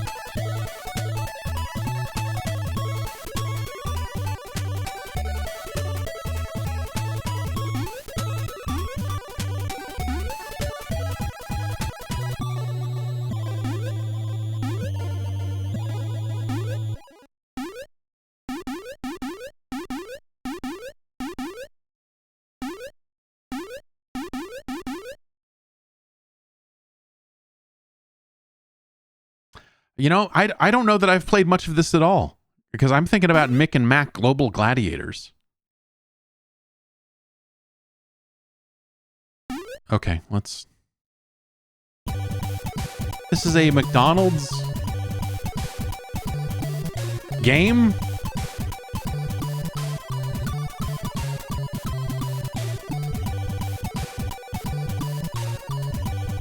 All right, now what do I hit A to do a controlled burn, and then...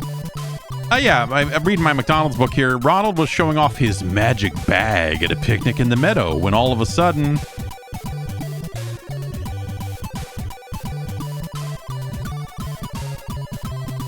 If a clown wants to show you his magic bag, you say no. If a clown wants to show you his magic ball, you say, be careful where you throw that thing.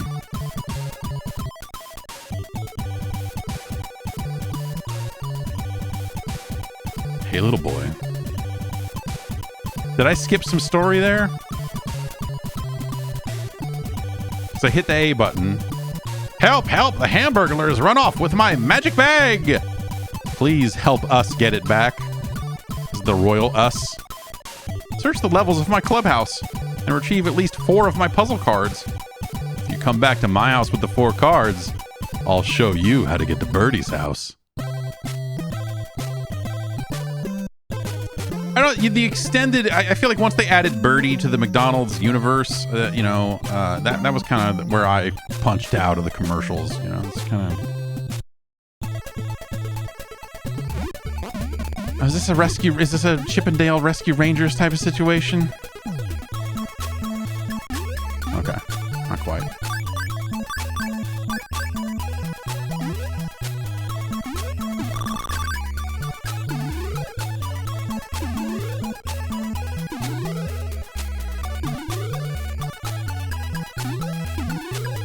Why put those there, man? Fucking with me? Let's find out if we can jump on enemies or not. I guess do I have to bop them with this and I can't jump on them?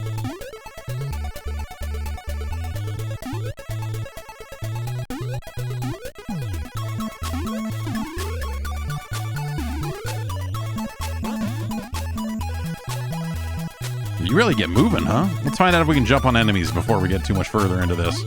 No.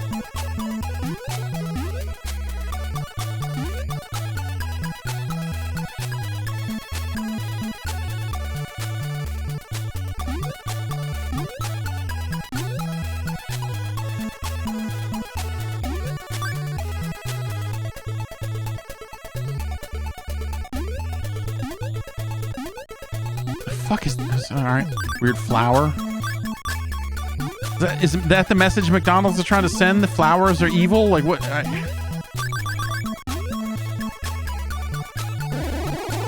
Okay.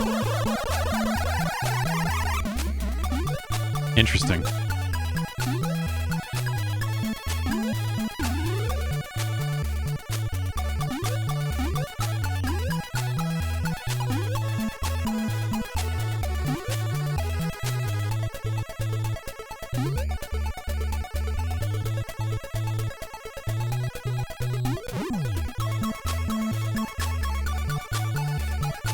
Can I throw these straight up?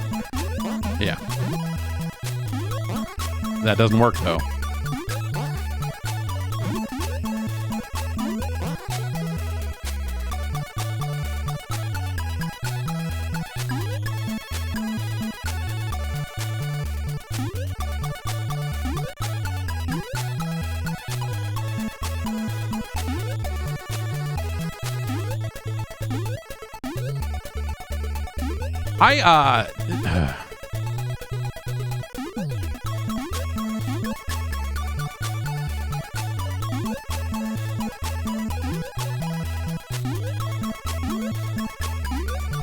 Oops, oops. Fuck you. I could have just gone, I guess, huh? I didn't need to get up high.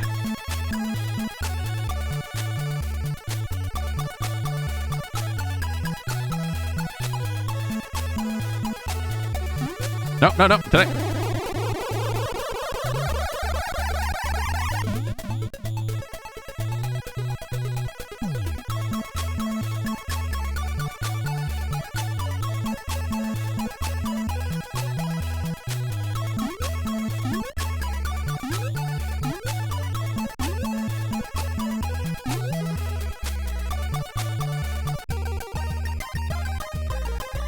What? Oh, did I win? What? Wait. Okay. Okay.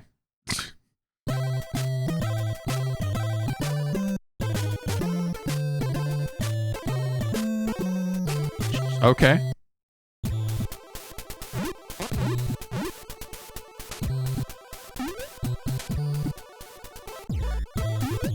Can I like push off of these to jump? No, that doesn't. It feels like that would be a bit much in the tech department. Oh, that was a really grimy animation.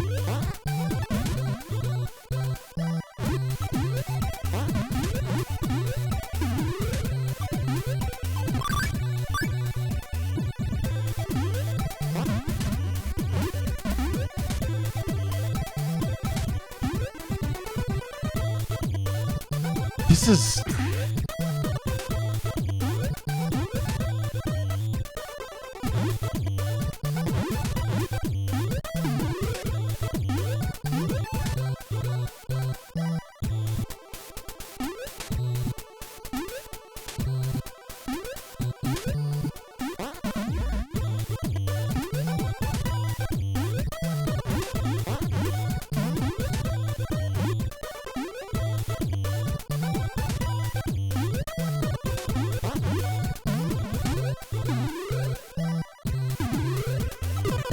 Card.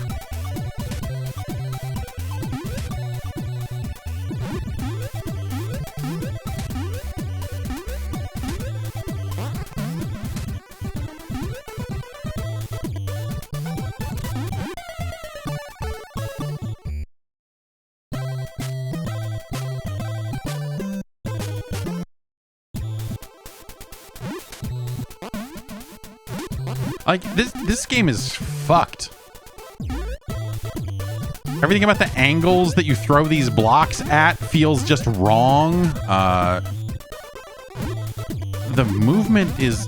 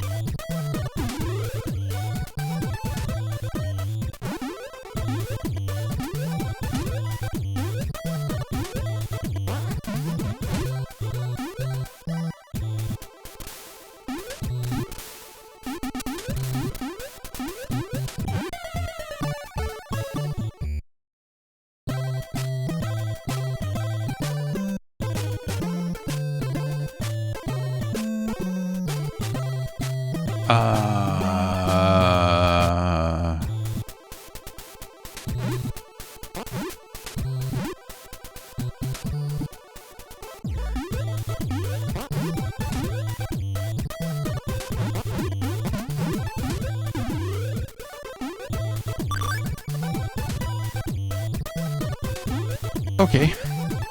Oh.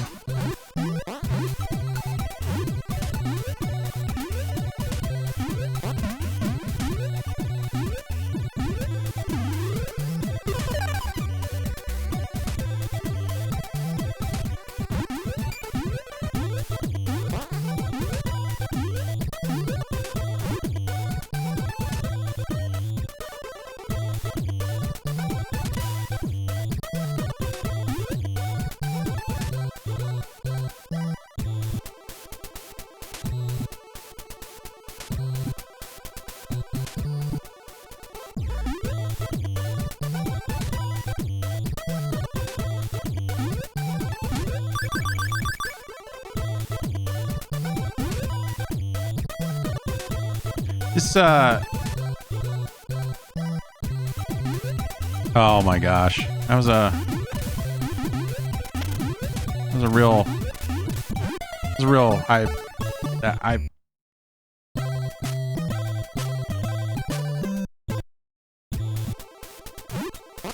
the levels in this game feel like so it's more than just a vibe, right? It's more than just a hey, listen to the music, the way this arpeggiates, this, you know, like the clearly someone who spent time in the Sid chip mines worked on this, you know, and, you know, like it's more than that. Like there's a certain type of level design that goes into European platformers,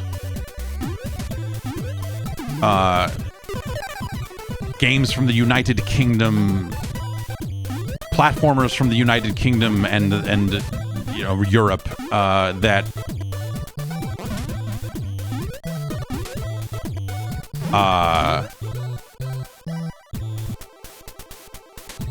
like this game is reminding me of Turrican a lot. And some of the other games, like in that the level design is not as straightforward as a lot of platformers out of Japan.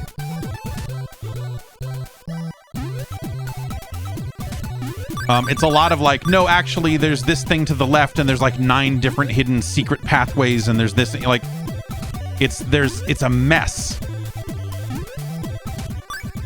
I don't necessarily think it's all bad, but like there's just something about the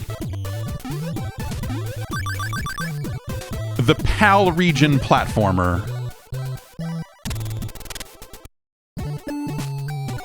that sticks out. And I think a lot of them are quite bad.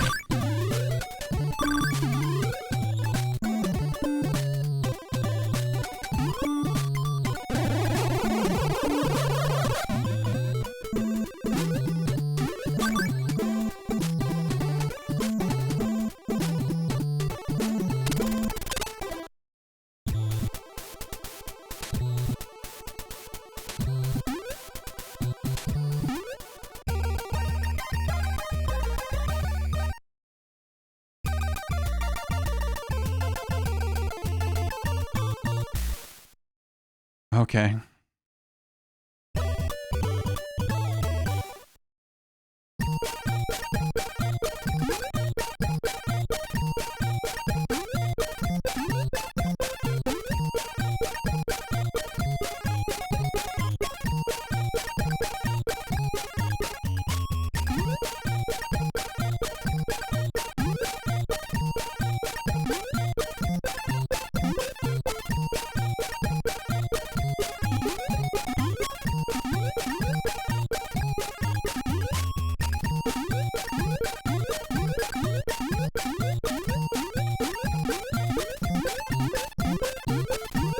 Why is this like this? Why is this game like this? What the hell is wrong with people?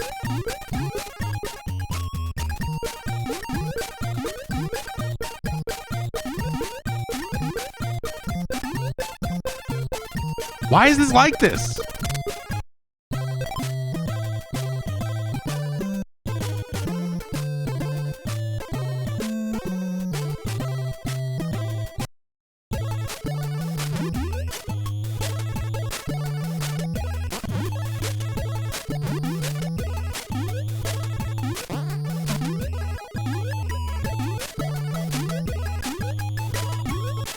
But yeah, you know what I mean? Like here's a zillion different potentially alternate routes, and half of them go nowhere, and welcome, you know. And then someone's going to tell you how this is the greatest game ever created, Gov.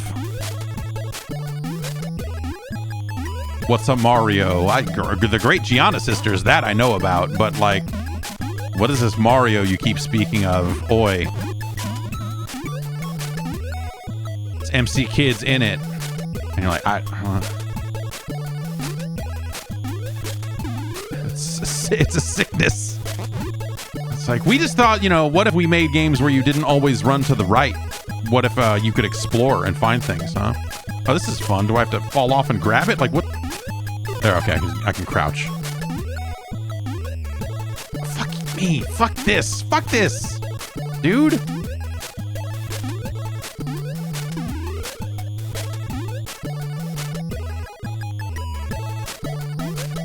It's funny, you know, yeah, Gianna Sisters didn't do this. And that's and then they got sued. So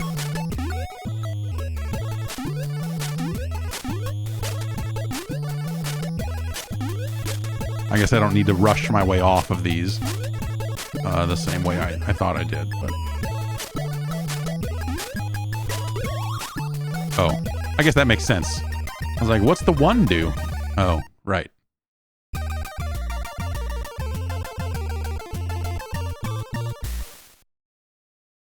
The cast of the EastEnders made this game in between Series 2 and Series 3 of the show.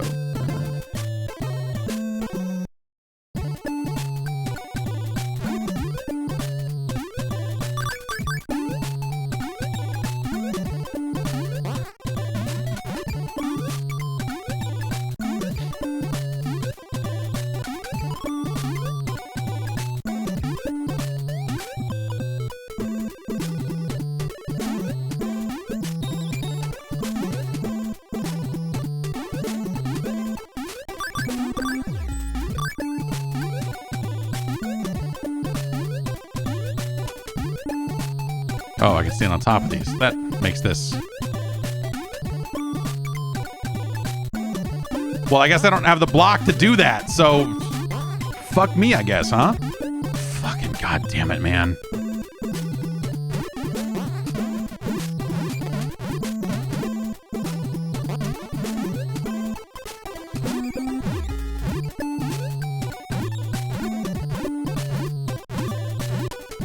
Do you think this is here for a reason?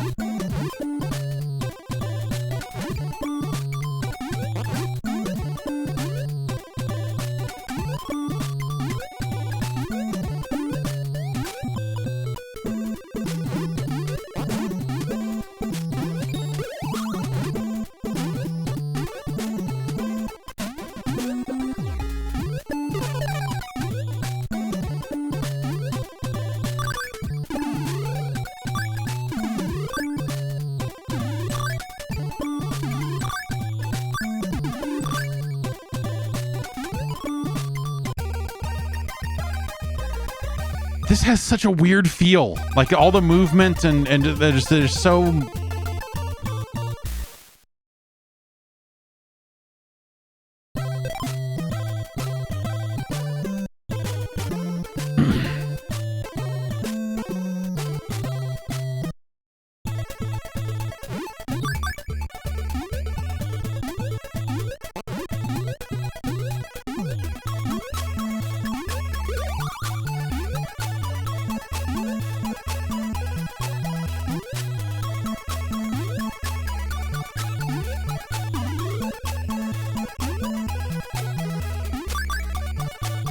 And the music is, you know, it's kind of out of the place on the platform, you know, just by virtue of it being this very, again,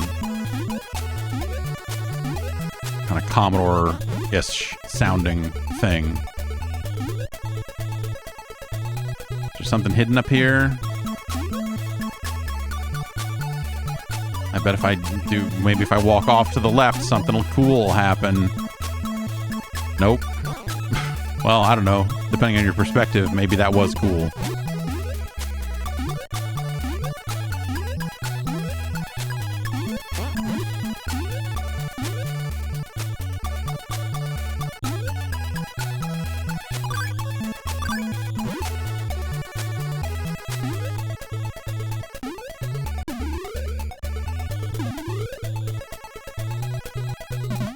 Well, I didn't find a card, did I? What?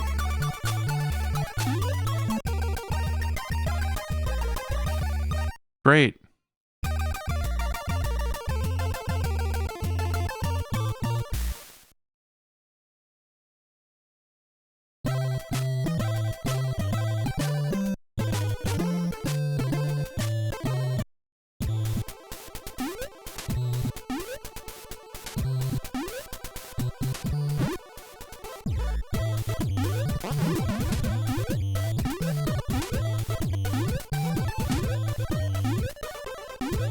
Also, every single level has something like that where it's like, oh man, if you run to the left or go up right at the start, there's something there.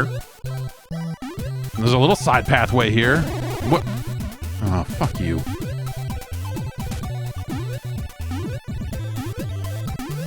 Are all of them this? Yeah, they probably, I mean, is there one of them is going to be a one-up or something, right? The rest of them are just little fuck yous. The card's up there, so we need to go up and around. Oh, you...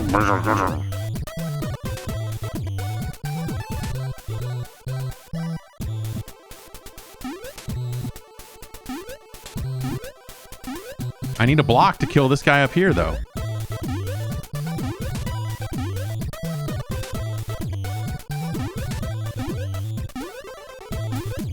Well, let's go down and get that card, because that's why we're here.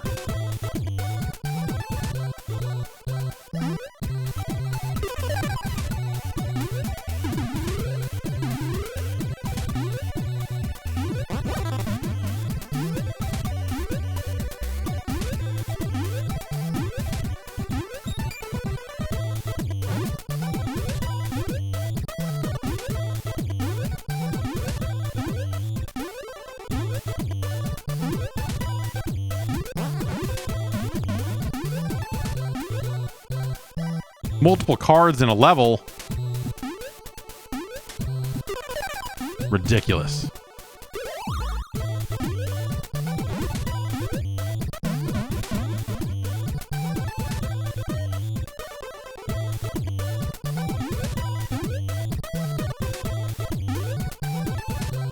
And then the exit's right. These levels are so weird.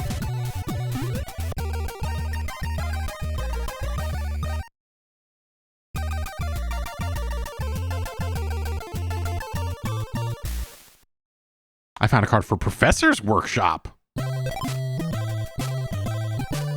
Okay, so now I guess we go back and talk to the clown.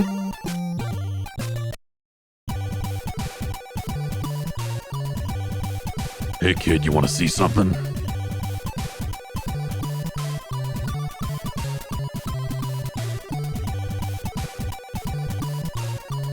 Hamburglers last seen there with my bag of magic.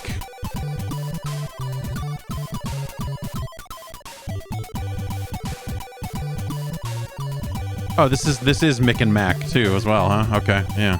These are the global gladiators themselves. Look off to the tall tree house where Birdie the early bird lives. Dude, it's a nightmare. Hamburglers run off to Grimace's world. Give me 5 puzzle cards. I'll show you the way.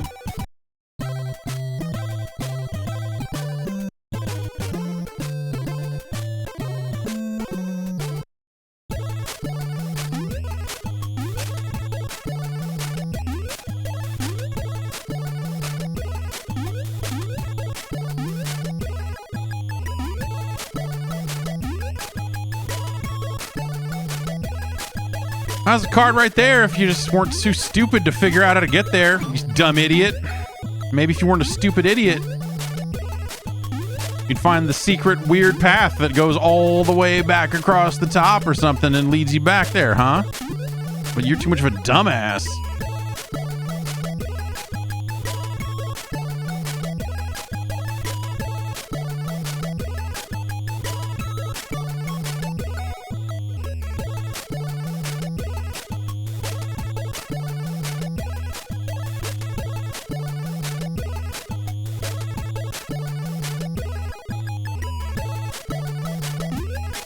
Fuck you.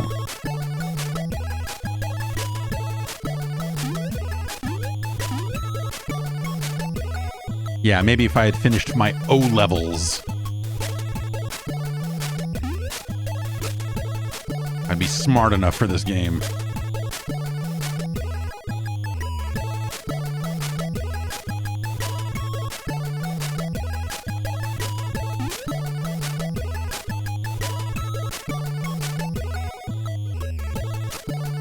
Ah!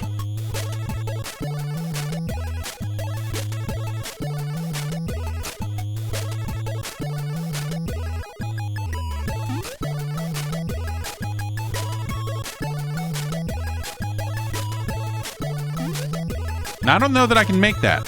Or if I can, maybe I gotta be higher. Ugh.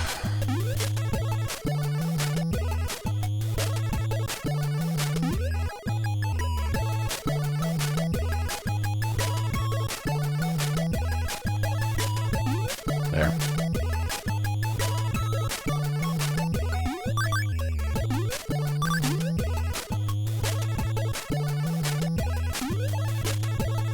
Where is it?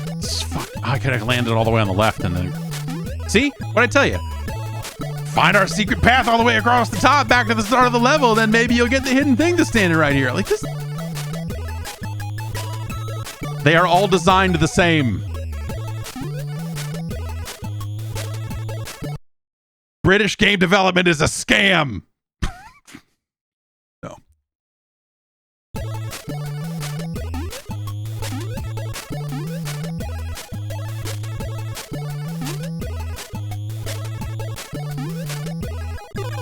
Stupid card.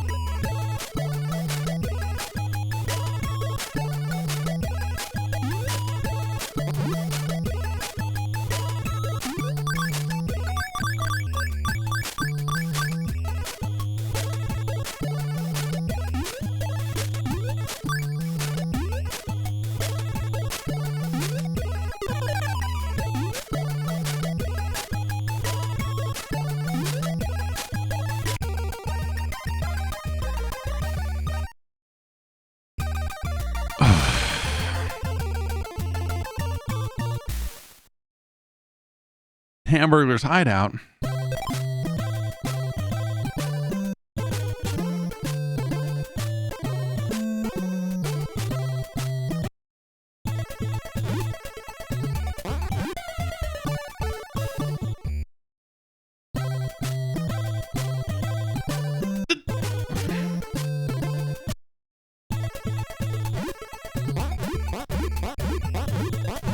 Infinite projectiles. Look at this. It's like the watermelons in Food Fight.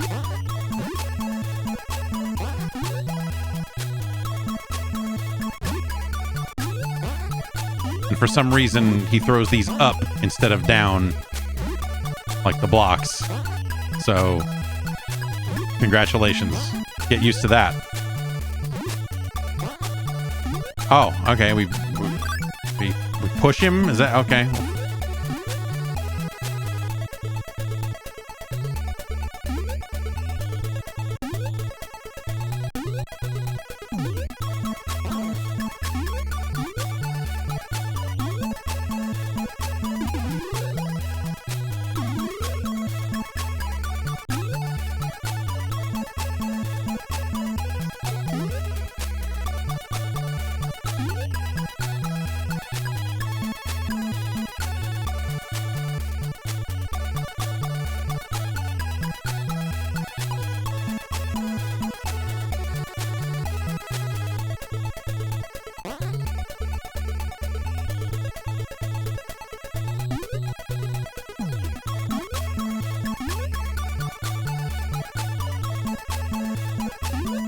Oh, fuck it, dude.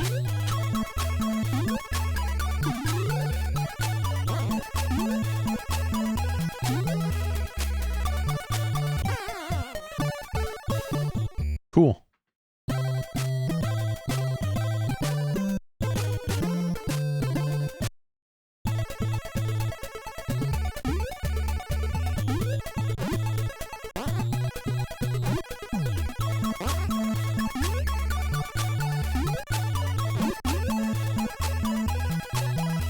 Well, that guy disappeared, so... Is there anything down here? No. No?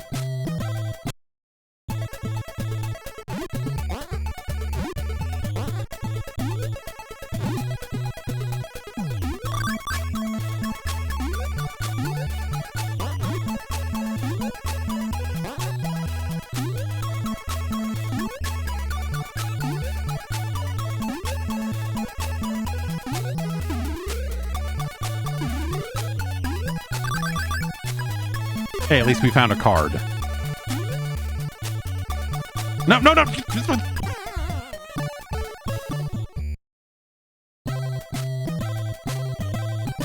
This is miserable. This is a miserable experience. I'm surprised for as much as this game gets talked about. I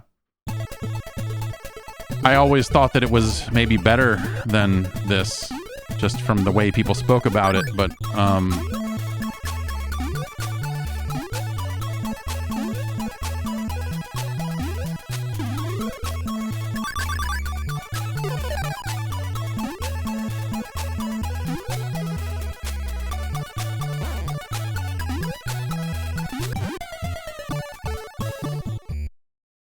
okay.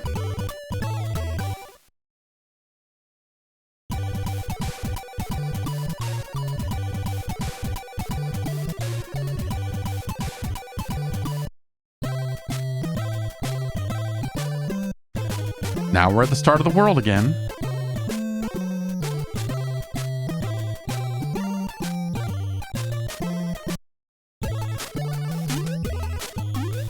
Get to do this cool thing of jumping back across the top to get this card. Like it's a weird, you know, it's like it's a weird choice to basically have it be, you know, finishing the levels is not really the thing you're here to do. You need to make sure you get these cards. And then also, we've put a lot of these cards into spots that are not on the direct path.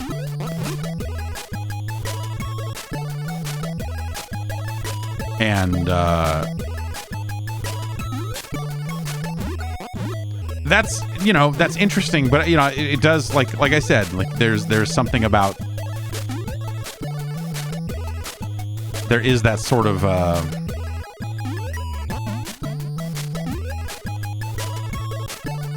British game design, whatever, you know, like there's, like it does have that vibe for sure.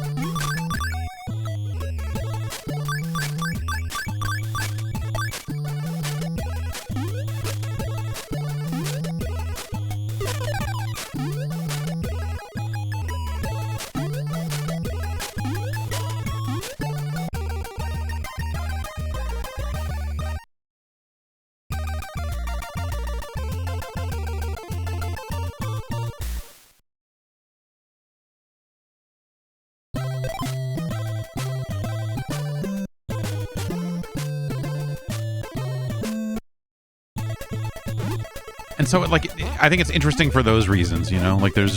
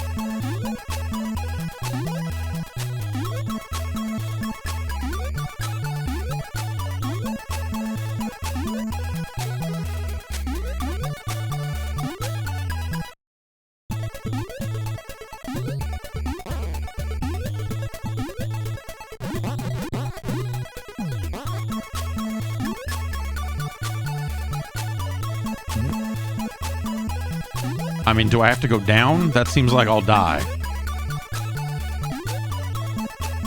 But I can now also... Oh, you fucking respawned. Fuck this game. God damn it.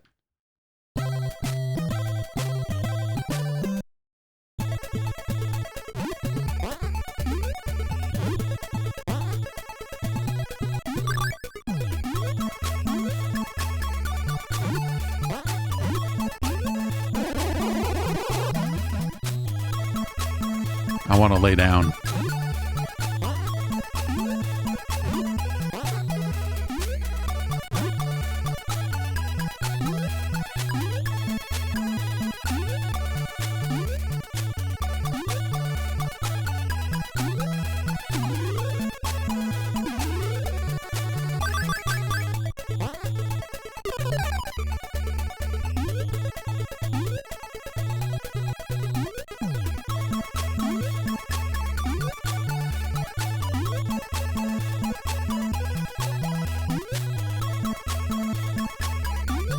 Like there's no, I don't think I can make that jump. I don't think you can do that. I don't think you can do that.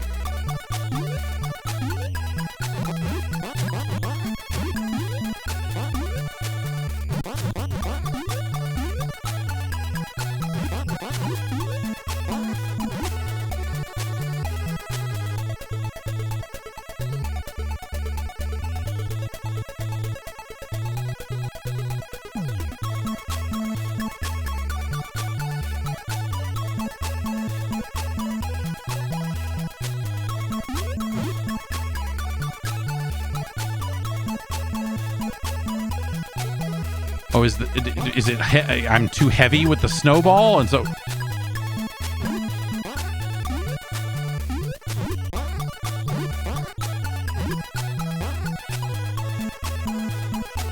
that's an interesting, like, it's interesting that like you can walk on it, but then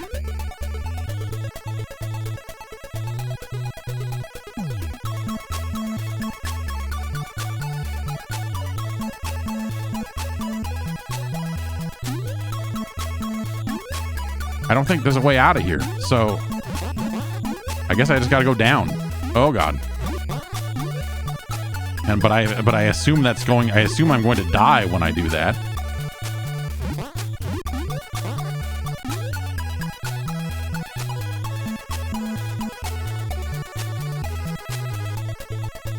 Yep.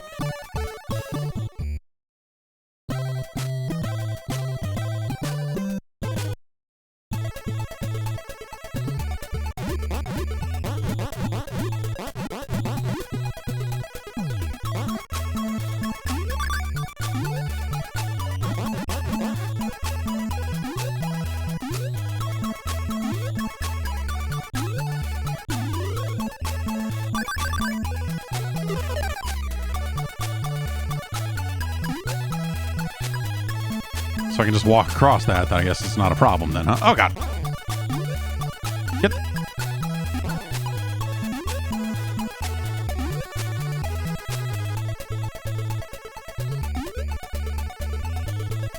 So if I'm running and jumping, that's heavy enough to break the snow. But if I just quietly jump straight... Fuck! What kind of degenerate fucks made this game?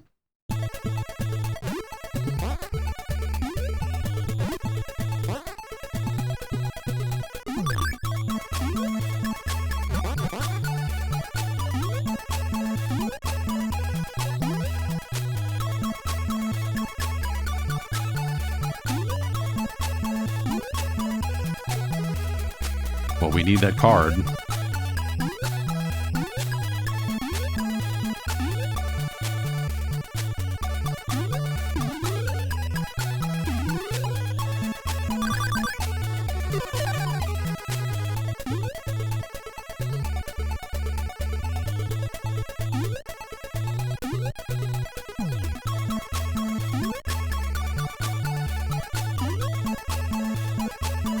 Well, I probably shouldn't pick that up because then I'll be too heavy, right? I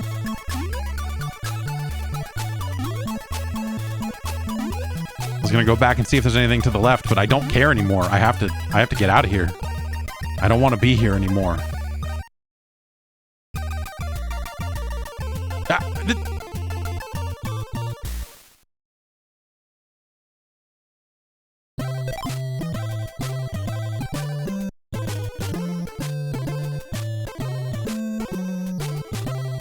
I think, you know, there's a...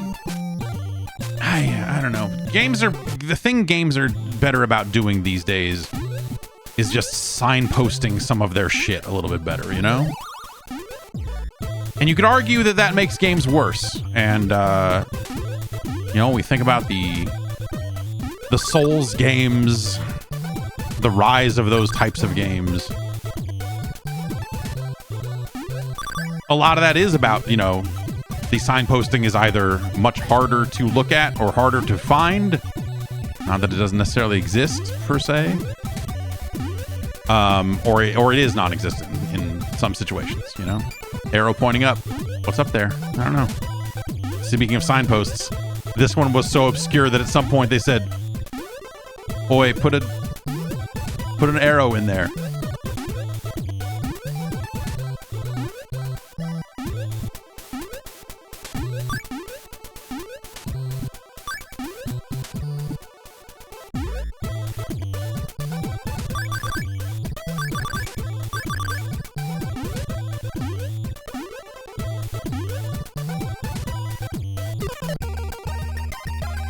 weird short levels, which is kind of interesting. I don't know, like there's something here, but like there's something about the way these levels are laid out that just irks me.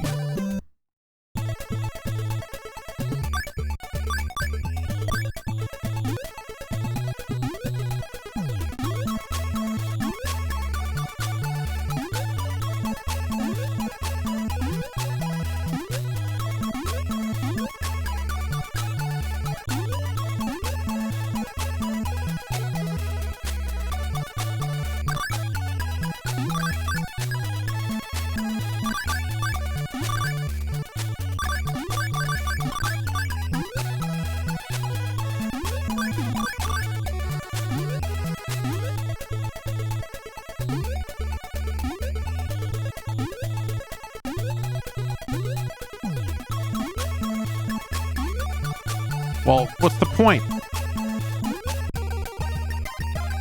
Congratulations, you solved the level. You got no cards, so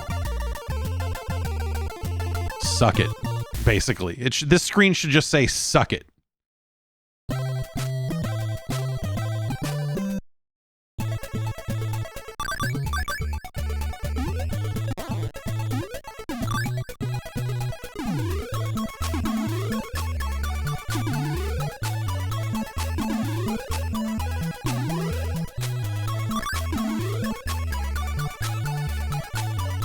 All right, here's where we were before.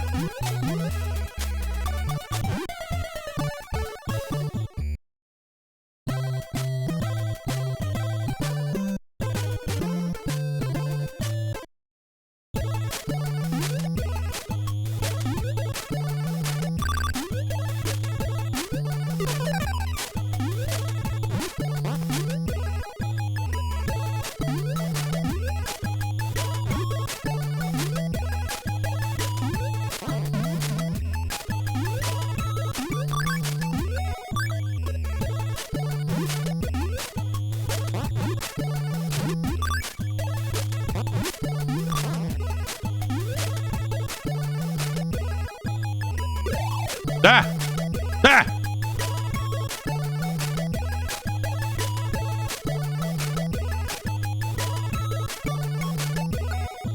Call the cops.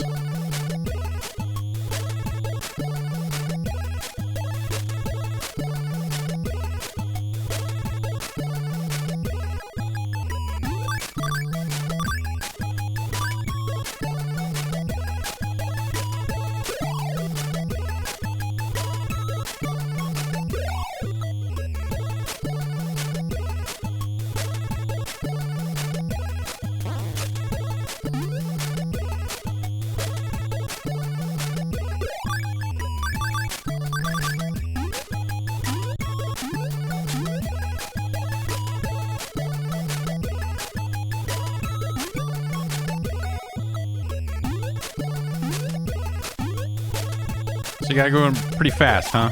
Okay. This is disgusting.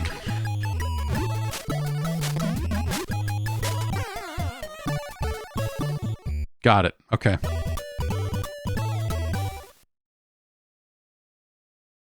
Let's MC kids.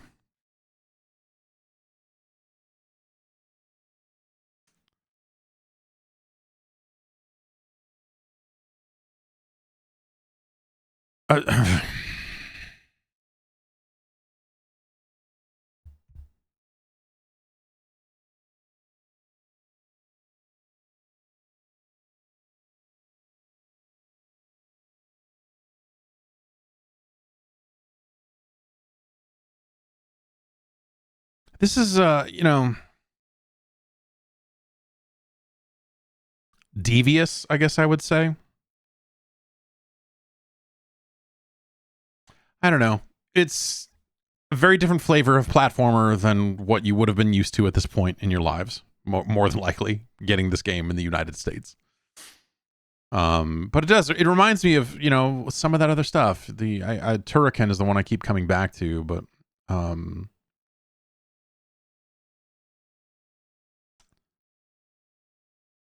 it's like that flavor of platformer, that style of platformer.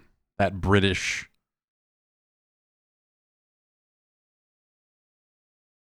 It's not strictly British, you know, like, because when you play like something like a Jill of the Jungle,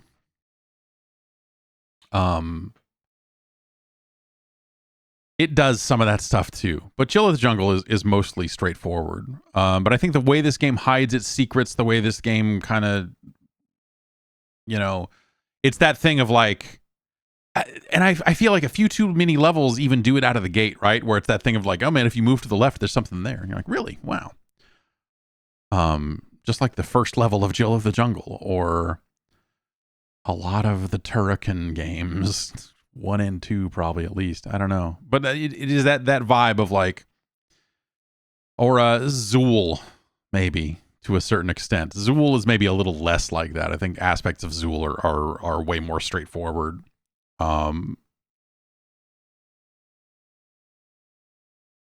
Donkey Kong Country. You know, I never really thought about it that way, but you're right. Donkey Kong Country is infected with this virus, right? It is, and it's easy to forget that because of the characters and where the characters came from. But like Donkey Kong Country, absolutely. Maybe that's why I fucking hate Donkey Kong Country so much.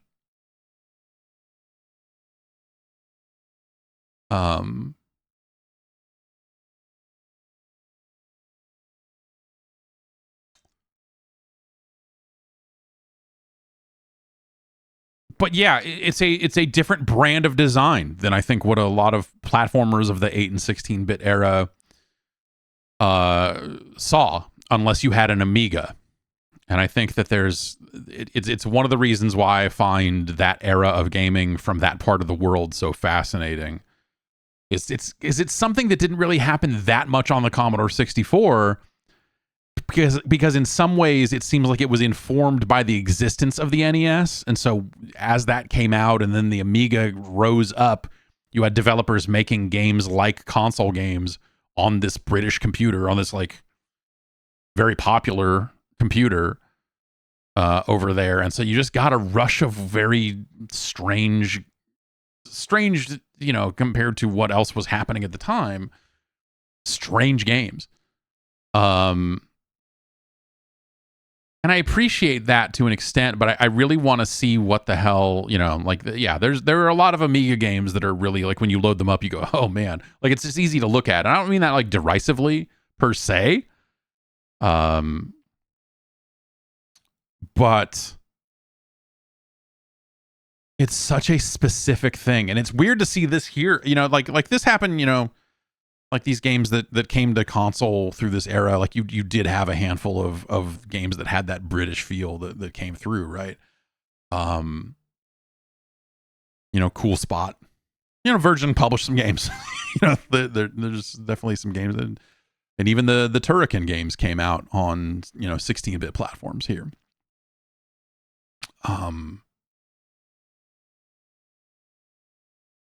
Soccer Kid, don't even get me started on Soccer Kid.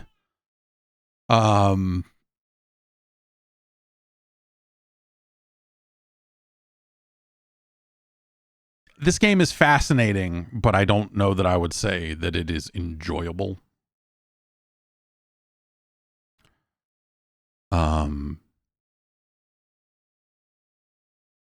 That said, I really would like to see more of this game.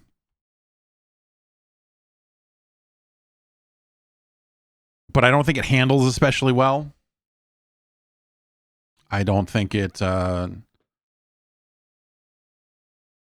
again, I think that there's something, you know, like a little more universal. And games back then weren't necessarily doing this that often, right? There's like I said, signposting and kind of the hey, we put some coins here so you know that this is a jump you can make. Like those aspects of, you know, what we think of, you know, when we think of kind of the Mario style game design, and I might even say Sonic to a certain degree, though Sonic is worse about it in a lot of ways, but kind of deliberately so.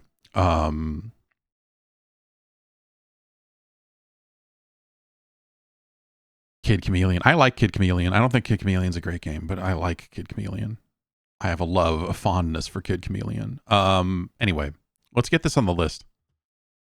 If we can. It's such a, yeah, man. It's no Tiny Toon Adventures. I think that much is clear. But it's like,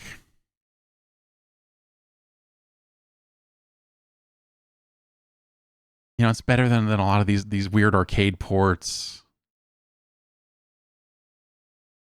So if we think about it in this kind of zone, I mean, I guess, you know, like, is it better? Well, let's not get ahead of ourselves. Is it better than Spelunker? Yeah, it is. It's more, you know, Spelunker is as high as it is because it's better than the world gave it credit for. It's still not a great game, but it is absolutely fine. MC Kids,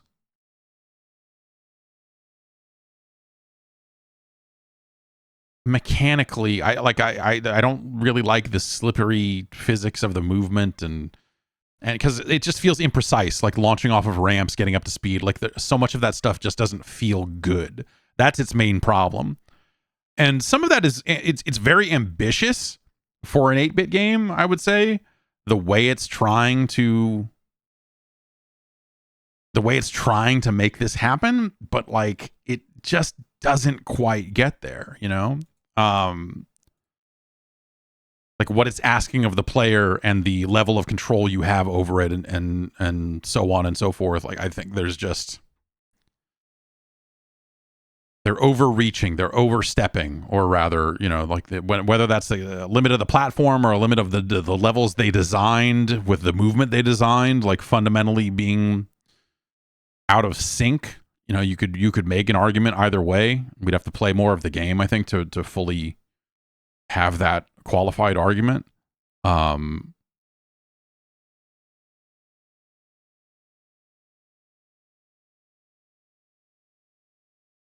it's better than Spelunker. It is better than Dino Wars Destruction of Spondylus. It's better than Space Shuttle Project.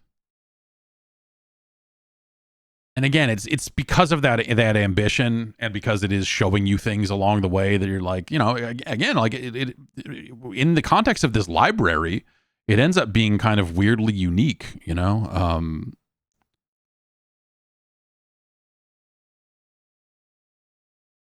So it's better than these arcade ports, you know, your Mario Bros, your Donkey Kong, and so forth.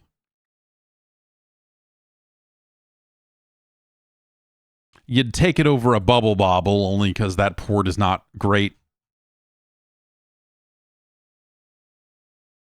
Actually, I would take it over arcade Bubble Bobble, personally speaking. But scientifically speaking, that's maybe a different conversation.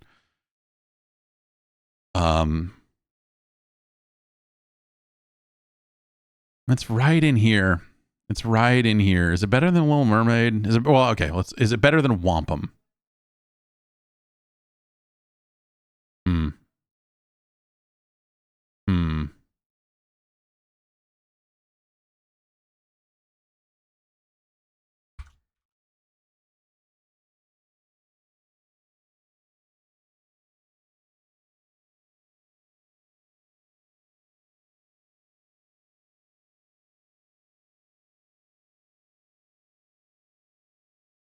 We find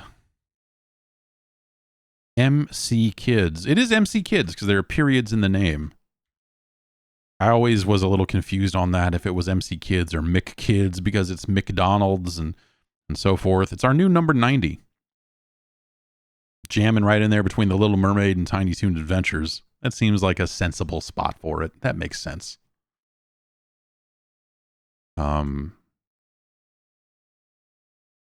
What a weird... That game is way weirder than I thought. As someone who has like loaded it up a few times over the years and been like, haha, well, whatever.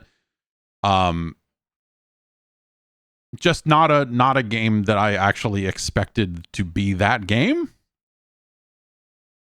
Also, Not a game I expected to be as British as it is.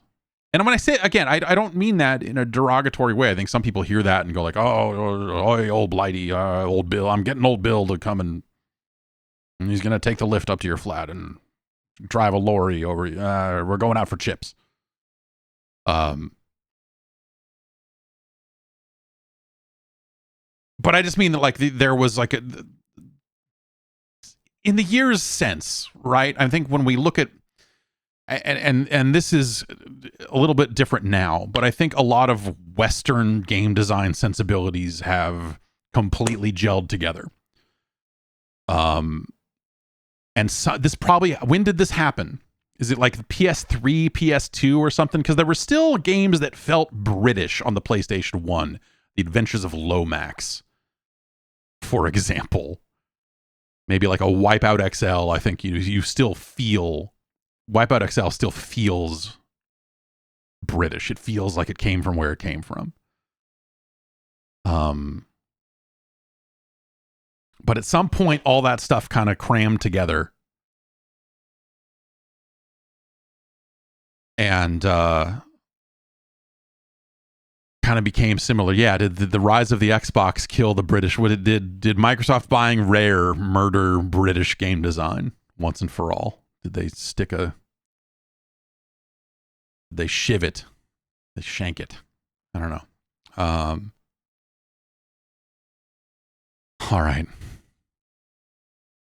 We have 199 games on this list. We have got to get one more game on this list. All right, we're going to do these slightly out of order because we may only have one more game today, and I want to make sure we see this one. Suggested by one Chubbigans. And it is known as Where's Waldo? Yeah, did Sony destroy the British market when they bought Psygnosis? Because the Psygnosis Way, you see the Psygnosis Way on PlayStation 1. You see Colony Wars, you see G Police. Like there's still stuff there that has a bit of that feel one way or the other. Like the legacy of Bullfrog. Even this stuff like Urban Chaos, like when Muckyfoot was making games. Like there's still... But at some point... Alright, let's try easy, I guess. One ticket to the moon.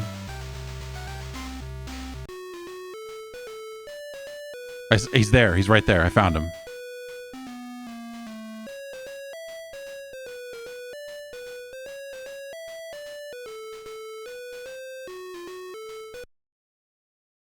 The timer was going the whole time. It's like Night Trap that way.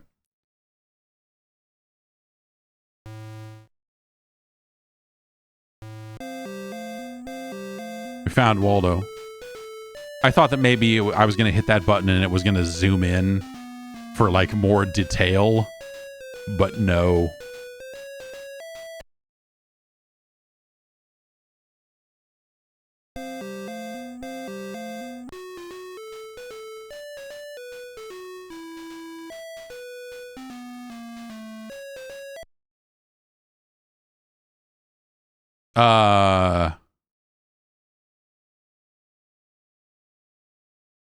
Oh.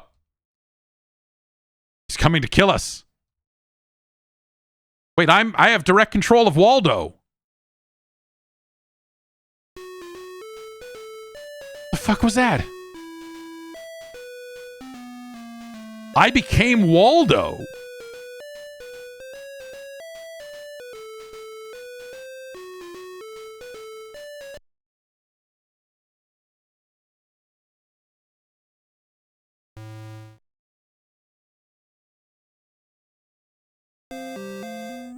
This cursor moves way too fast, but I guess that's better than it moving too slow.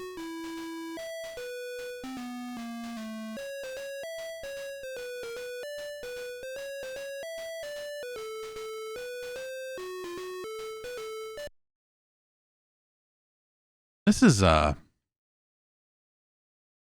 none of the other buttons do anything.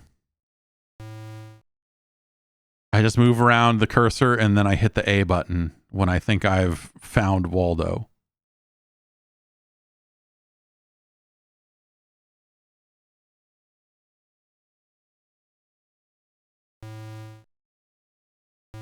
Oh, and okay, I was gonna say there's no downside to mashing the button, but I was wrong. It looks like you lose 10 seconds every time you. This is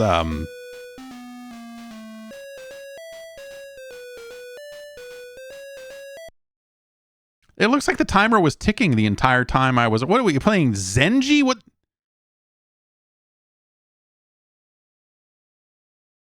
Ah! What? That man is stealing my time.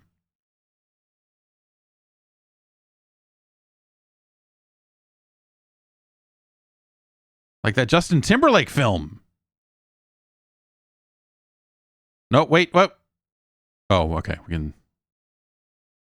Okay, I can hit the button and rotate these.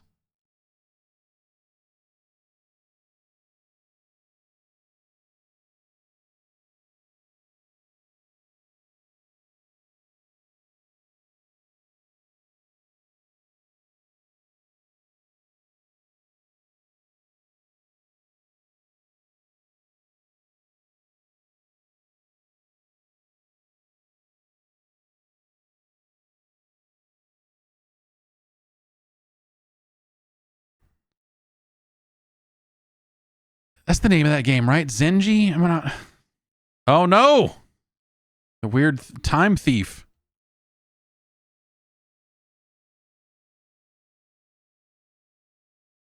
I thought that Justin Timberlake movie was okay. I'll say it.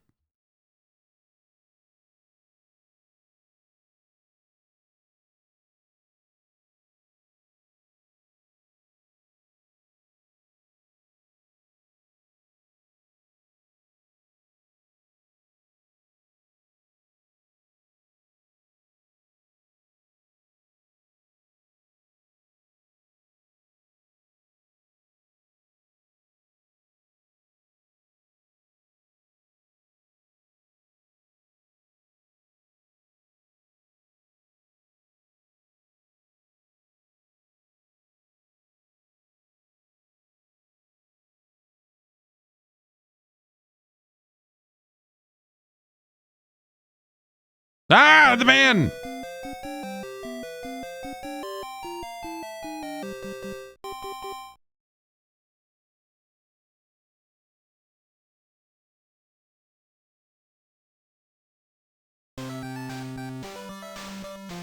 Let's see what practice mode says.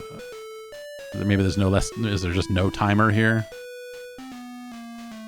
Oh, Waldo, walk faster.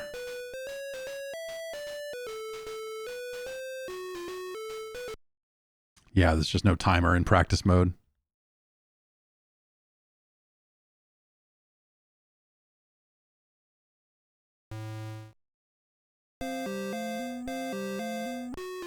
Was he there? I was just mashing the button.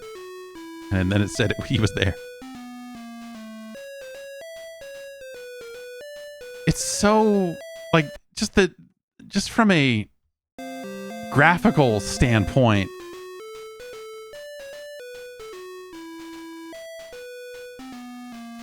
like, these screens that they're showing you are so...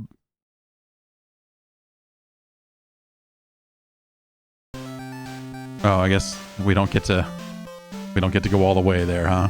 Practice mode. See, look at it. The timer's already going. Now look, it was like 9:58 when we jumped into this screen. So let's see what it is when we get here.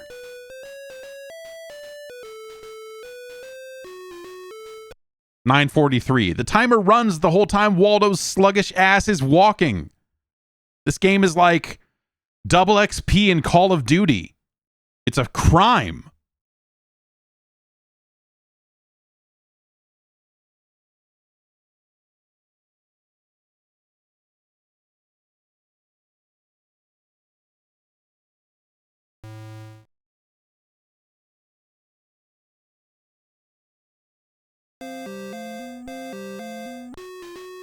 And I can't skip this to get into it. Like I'm forced to eat this timer burn.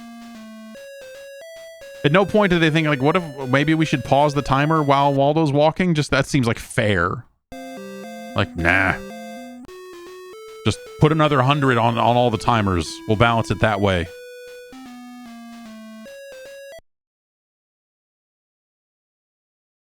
He was right there.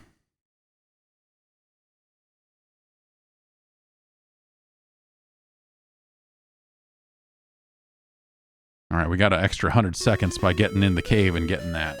So, that's sweet. Walk faster, motherfucker.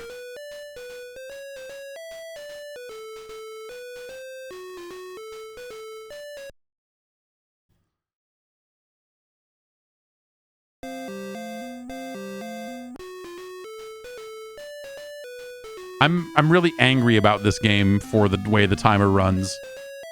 Among other reasons, this is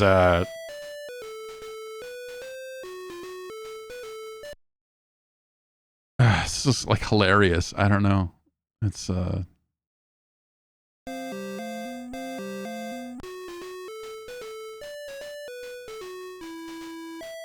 yeah, imagine getting this game as a gift. Just imagine. All right. All right, well, so we're pretty far over there now.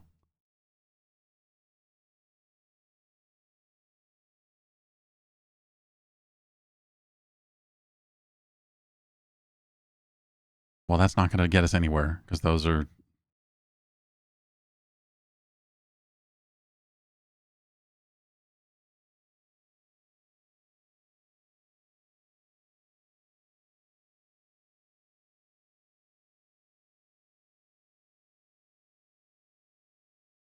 Ah!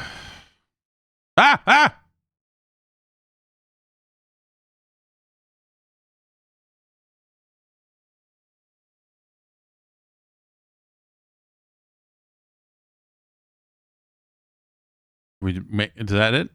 Wait, no. Wait.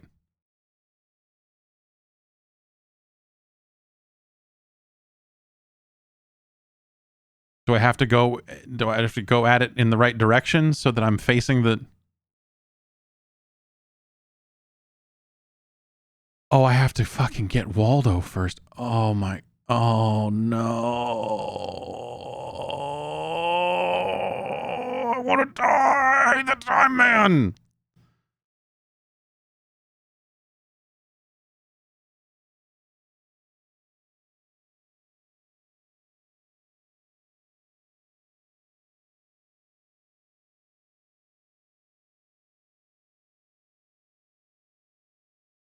I wonder if the glasses give you like a pathway through.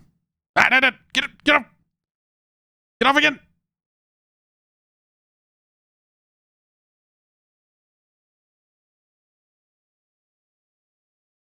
Audio would have been nice. Apparently not. Apparently this is not. Apparently you don't just get Waldo. Do I have to? I guess I have to get his glasses. I have to get. Those are probably Waldo's glasses. Oh wait. Is this? No, that's. This game can fucking get fucking fucked.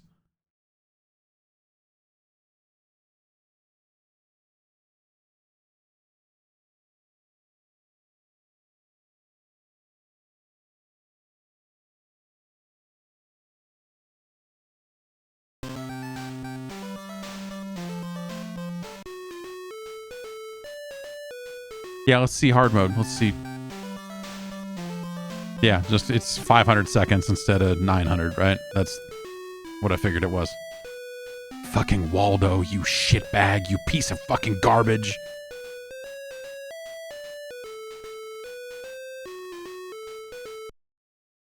Oh, and a smaller cursor too.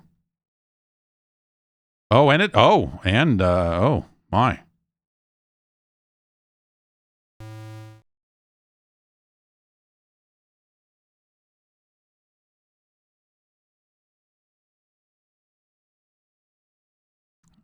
Good news, everyone. We found a way to take this miserable experience and really ratchet up the misery.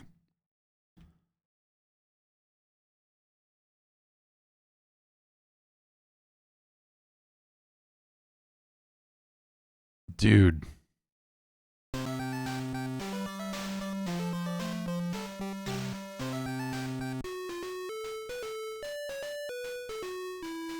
The fact that the timer runs the entire time, I think it just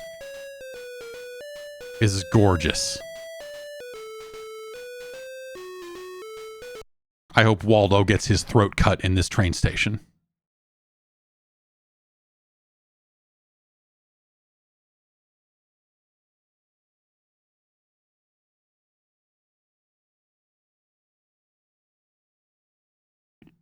My Waldo finding skills have really sunk here.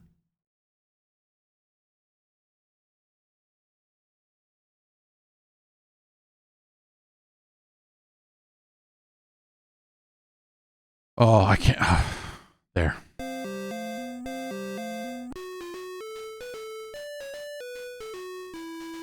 Like, these images are so, especially when you think about the images in the Where's Waldo books, how richly detailed some of those are by comparison. I think that is you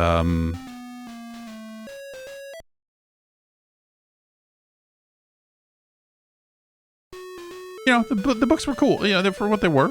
I don't know. But what if you could have a video game and then Waldo could be in a different place every time you played?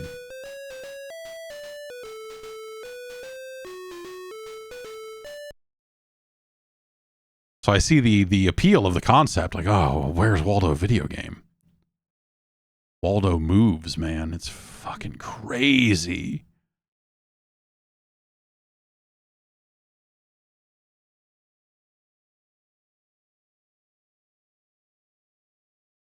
Oh, where is your bitch ass? Yeah, playing this game makes me my Waldo affinity, I feel like, is dropping by the second as I play this. It's like, nope. You know, you don't want to have music because you gotta really focus, man.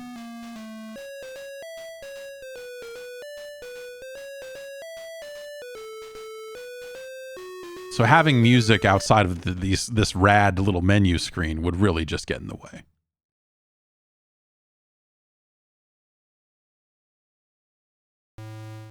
That looked like that could have been him. I don't know, man.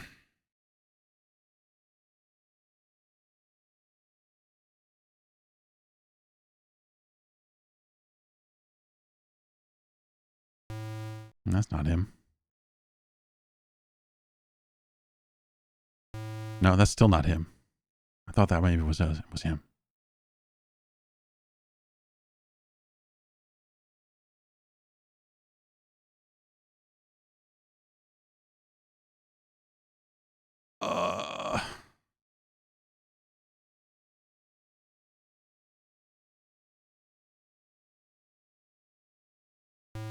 No, that's not him. In the manhole there.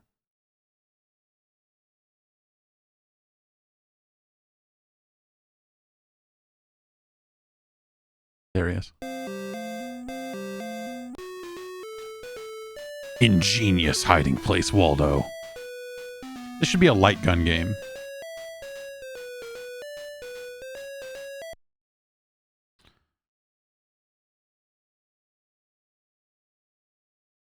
All right, dummy. Come here. No, no!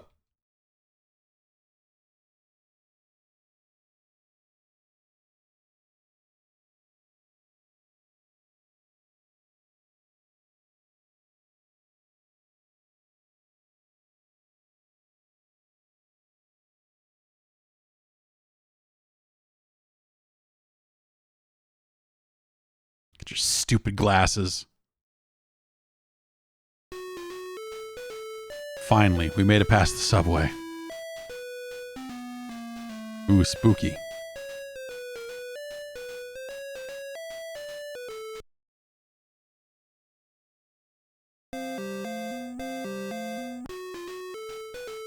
All right, now we need to put the fuel in and then do this. We have 40 seconds. Oh. Oh, no. Oh, I had my button on the wrong thing. Can I just start it again? No? I got to move this. I like that the cursor moves so fast in the regular one, and then in this one, for some reason, it's just fucking garbage. That's not him. Well, if we get 3 of this guy, do we get anything? We get like 5 lives or something? I feel like we should get something for that.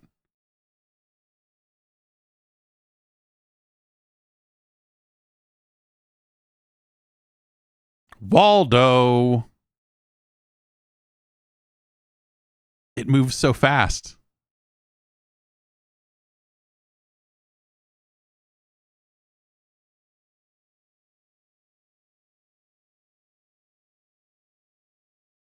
I like that the screen just shakes, but we don't hear any noise of a...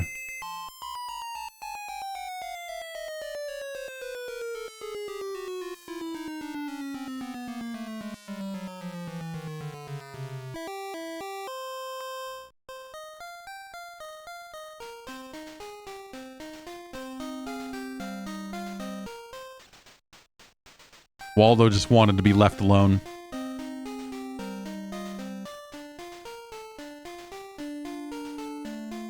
Look at that meter.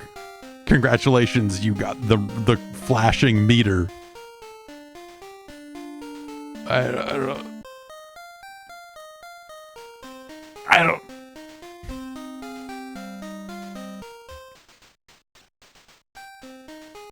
And then you hit A and it goes back to the...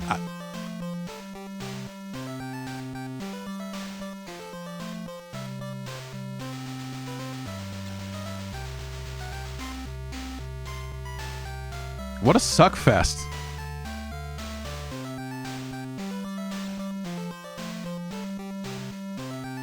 I assume the world longer. Oh, Bethesda made this. Oh, it hasn't crashed yet. I mean, I'll give them that.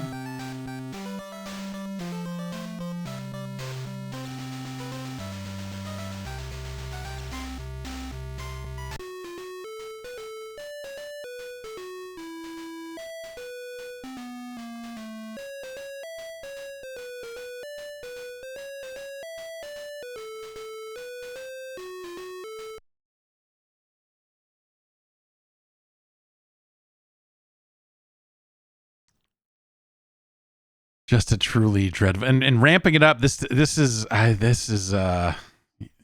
I don't know, man. It's so hard to control it. It's just so like you find yourself just tap tap tap tap tap and try to get it where it goes, but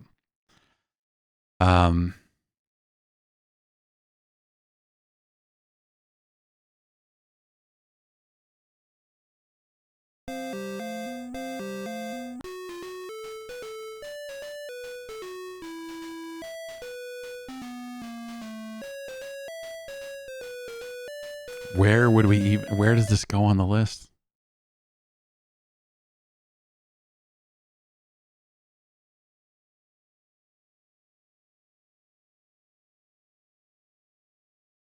Where does this go on the list? How does one judge such an experience?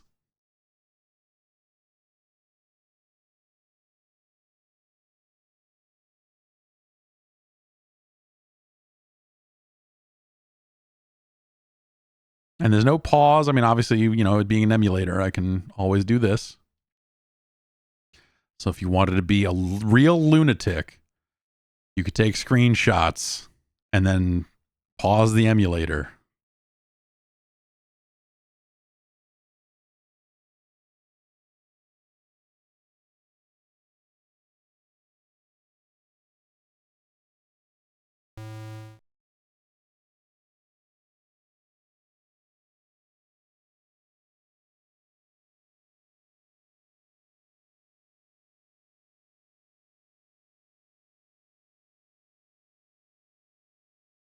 I don't want to do this.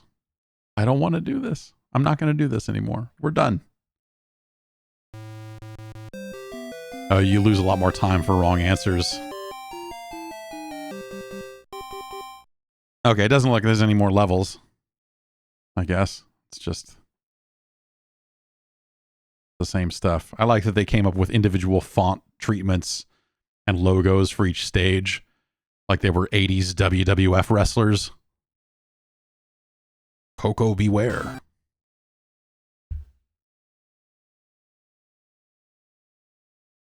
Well,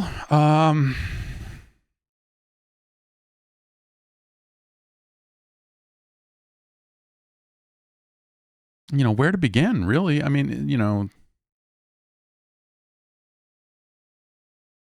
is this better or worse than Blaster Master?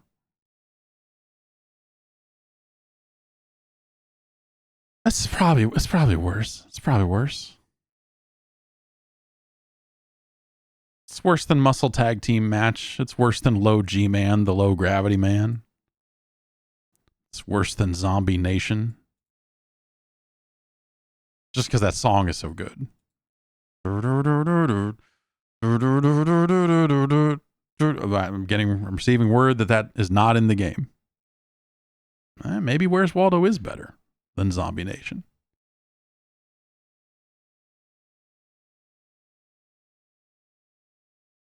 It's no Jackie Chan's action kung fu. It's worse than Wrecking Crew.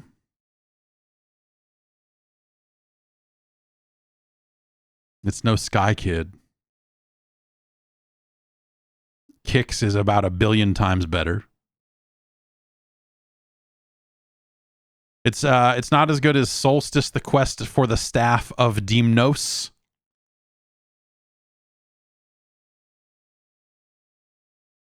I suppose I would say it is worse than Dino Wars: Destruction of Spondylus. It's worse than The Legend of Kage. I'd sooner play Kid Clown in Nightmare World. Nightmare World. I hope someone went to jail for this. Nightmare World.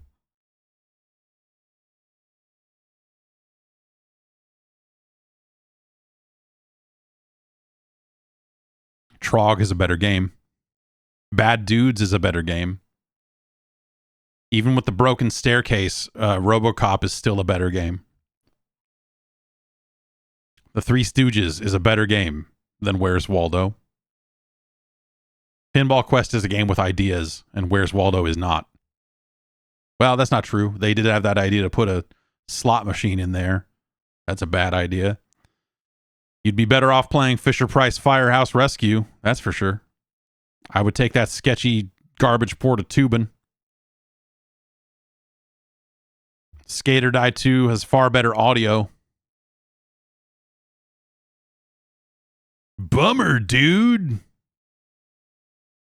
Snoopy's Silly Sports Spectacular is a better game.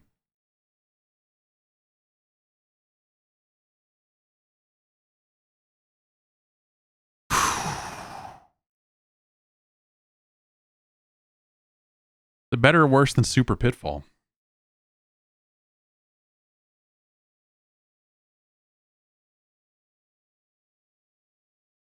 It's worse. Super Pitfall is such a rancid, terrible video game. But at least you do stuff in it. Master Chew and the Drunkard Hugh is a better game.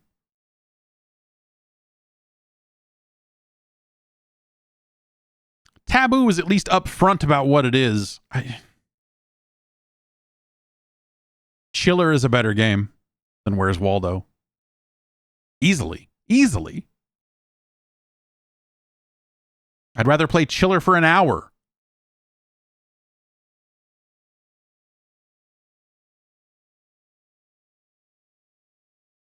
I don't know, man.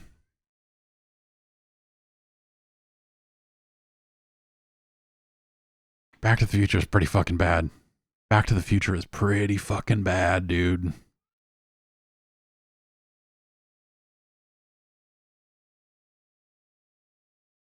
It's the difference between like attempting to make a thing and like Where's Waldo? Where's Waldo is Where's Waldo is a bad execution of the concept.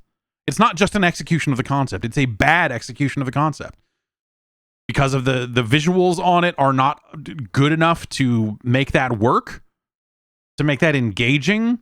The way the timer runs, even when you have no control over the game itself, that's disastrous. It's a terrible, terrible execution of Where's Waldo. Like, the number of ways that you could make that Where's Waldo game better are numerous and immediately come to mind.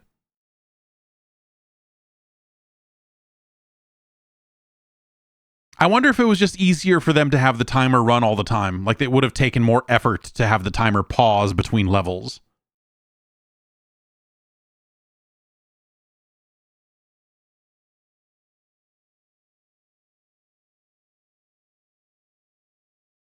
It's worse than Back to the Future.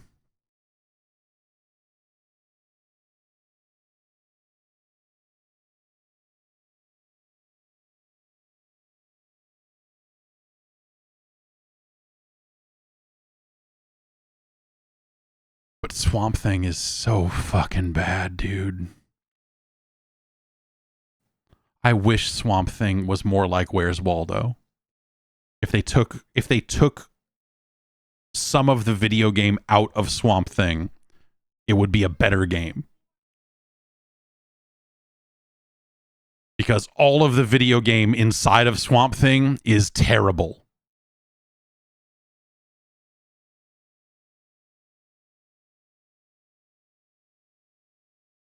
Every bit of video game they put into Swamp Thing is shit.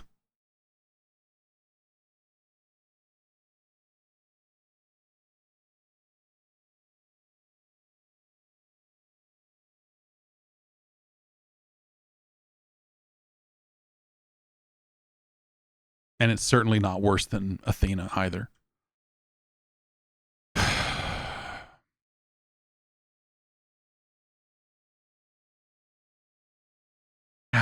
My body hurts from thinking about Where's Waldo.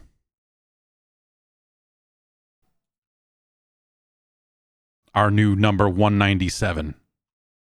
Congratulations to Bethesda for having one of the top 200 8-bit NES games of all time. Does that mean when is Where's Waldo going to come out on Game Pass? These are the questions we should be asking.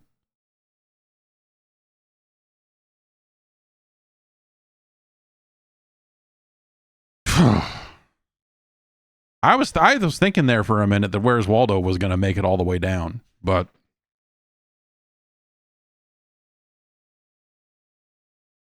I knew it would be very difficult to cross the Athena barrier, and certainly Circus Caper. Oh my God, Circus! Go watch the TAS run for Circus Caper if you want to see it. It's really weird. It involves jumping immediately off the screen to the left instead of doing the levels. It's really broken. It's really broken. Yeah, Where's Waldo's coming out on the Switch. We've got a new business update. Tim Dog is fucking fuming at Where's Waldo not being an Xbox exclusive anymore.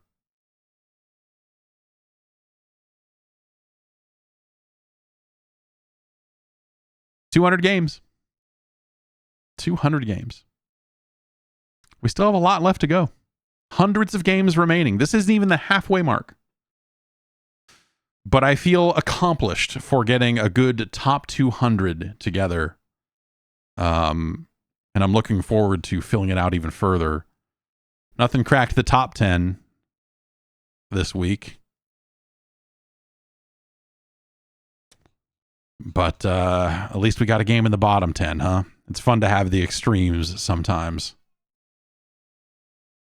Man, I would have not, if you would ask, knowing nothing about Where's Waldo, the video game, if you would ask me, is Where's Waldo going to be a bottom 10 game? I was like, oh no, probably not. I'm sure it's probably not good, but like, whatever. I'm sure it's fine.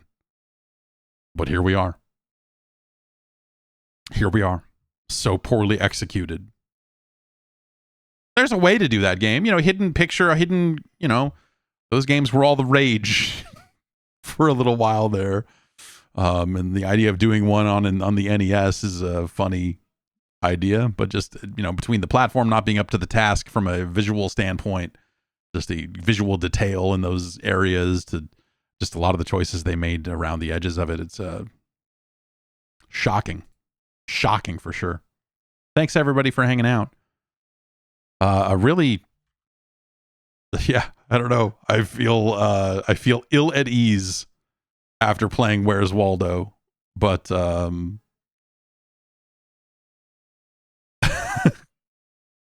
but at least Space Shuttle Project was interesting, and had its thing going on. And MC Kids, I am very happy to have played that because it's such a strange thing. And I'm glad to get Double Dragon on the list too, just because Double Dragon is such an interesting thing. Played that because it's such a strange thing. The hell's it? All right, we're gonna get going. Thanks everybody. Have a great weekend. Head on over to that Patreon. Patreon.com/Jeff Gerstmann. Or hey, if you're watching live, because if you're not, then you're already there. But I was like, head on over to the YouTube channel. There's a bunch of videos over there of video games. You want to see some Deep Rock Galactic Survivors? That's played some of that this week. The podcast every Tuesday. So I'll see you on Tuesday for the podcast. Have a good one and take care.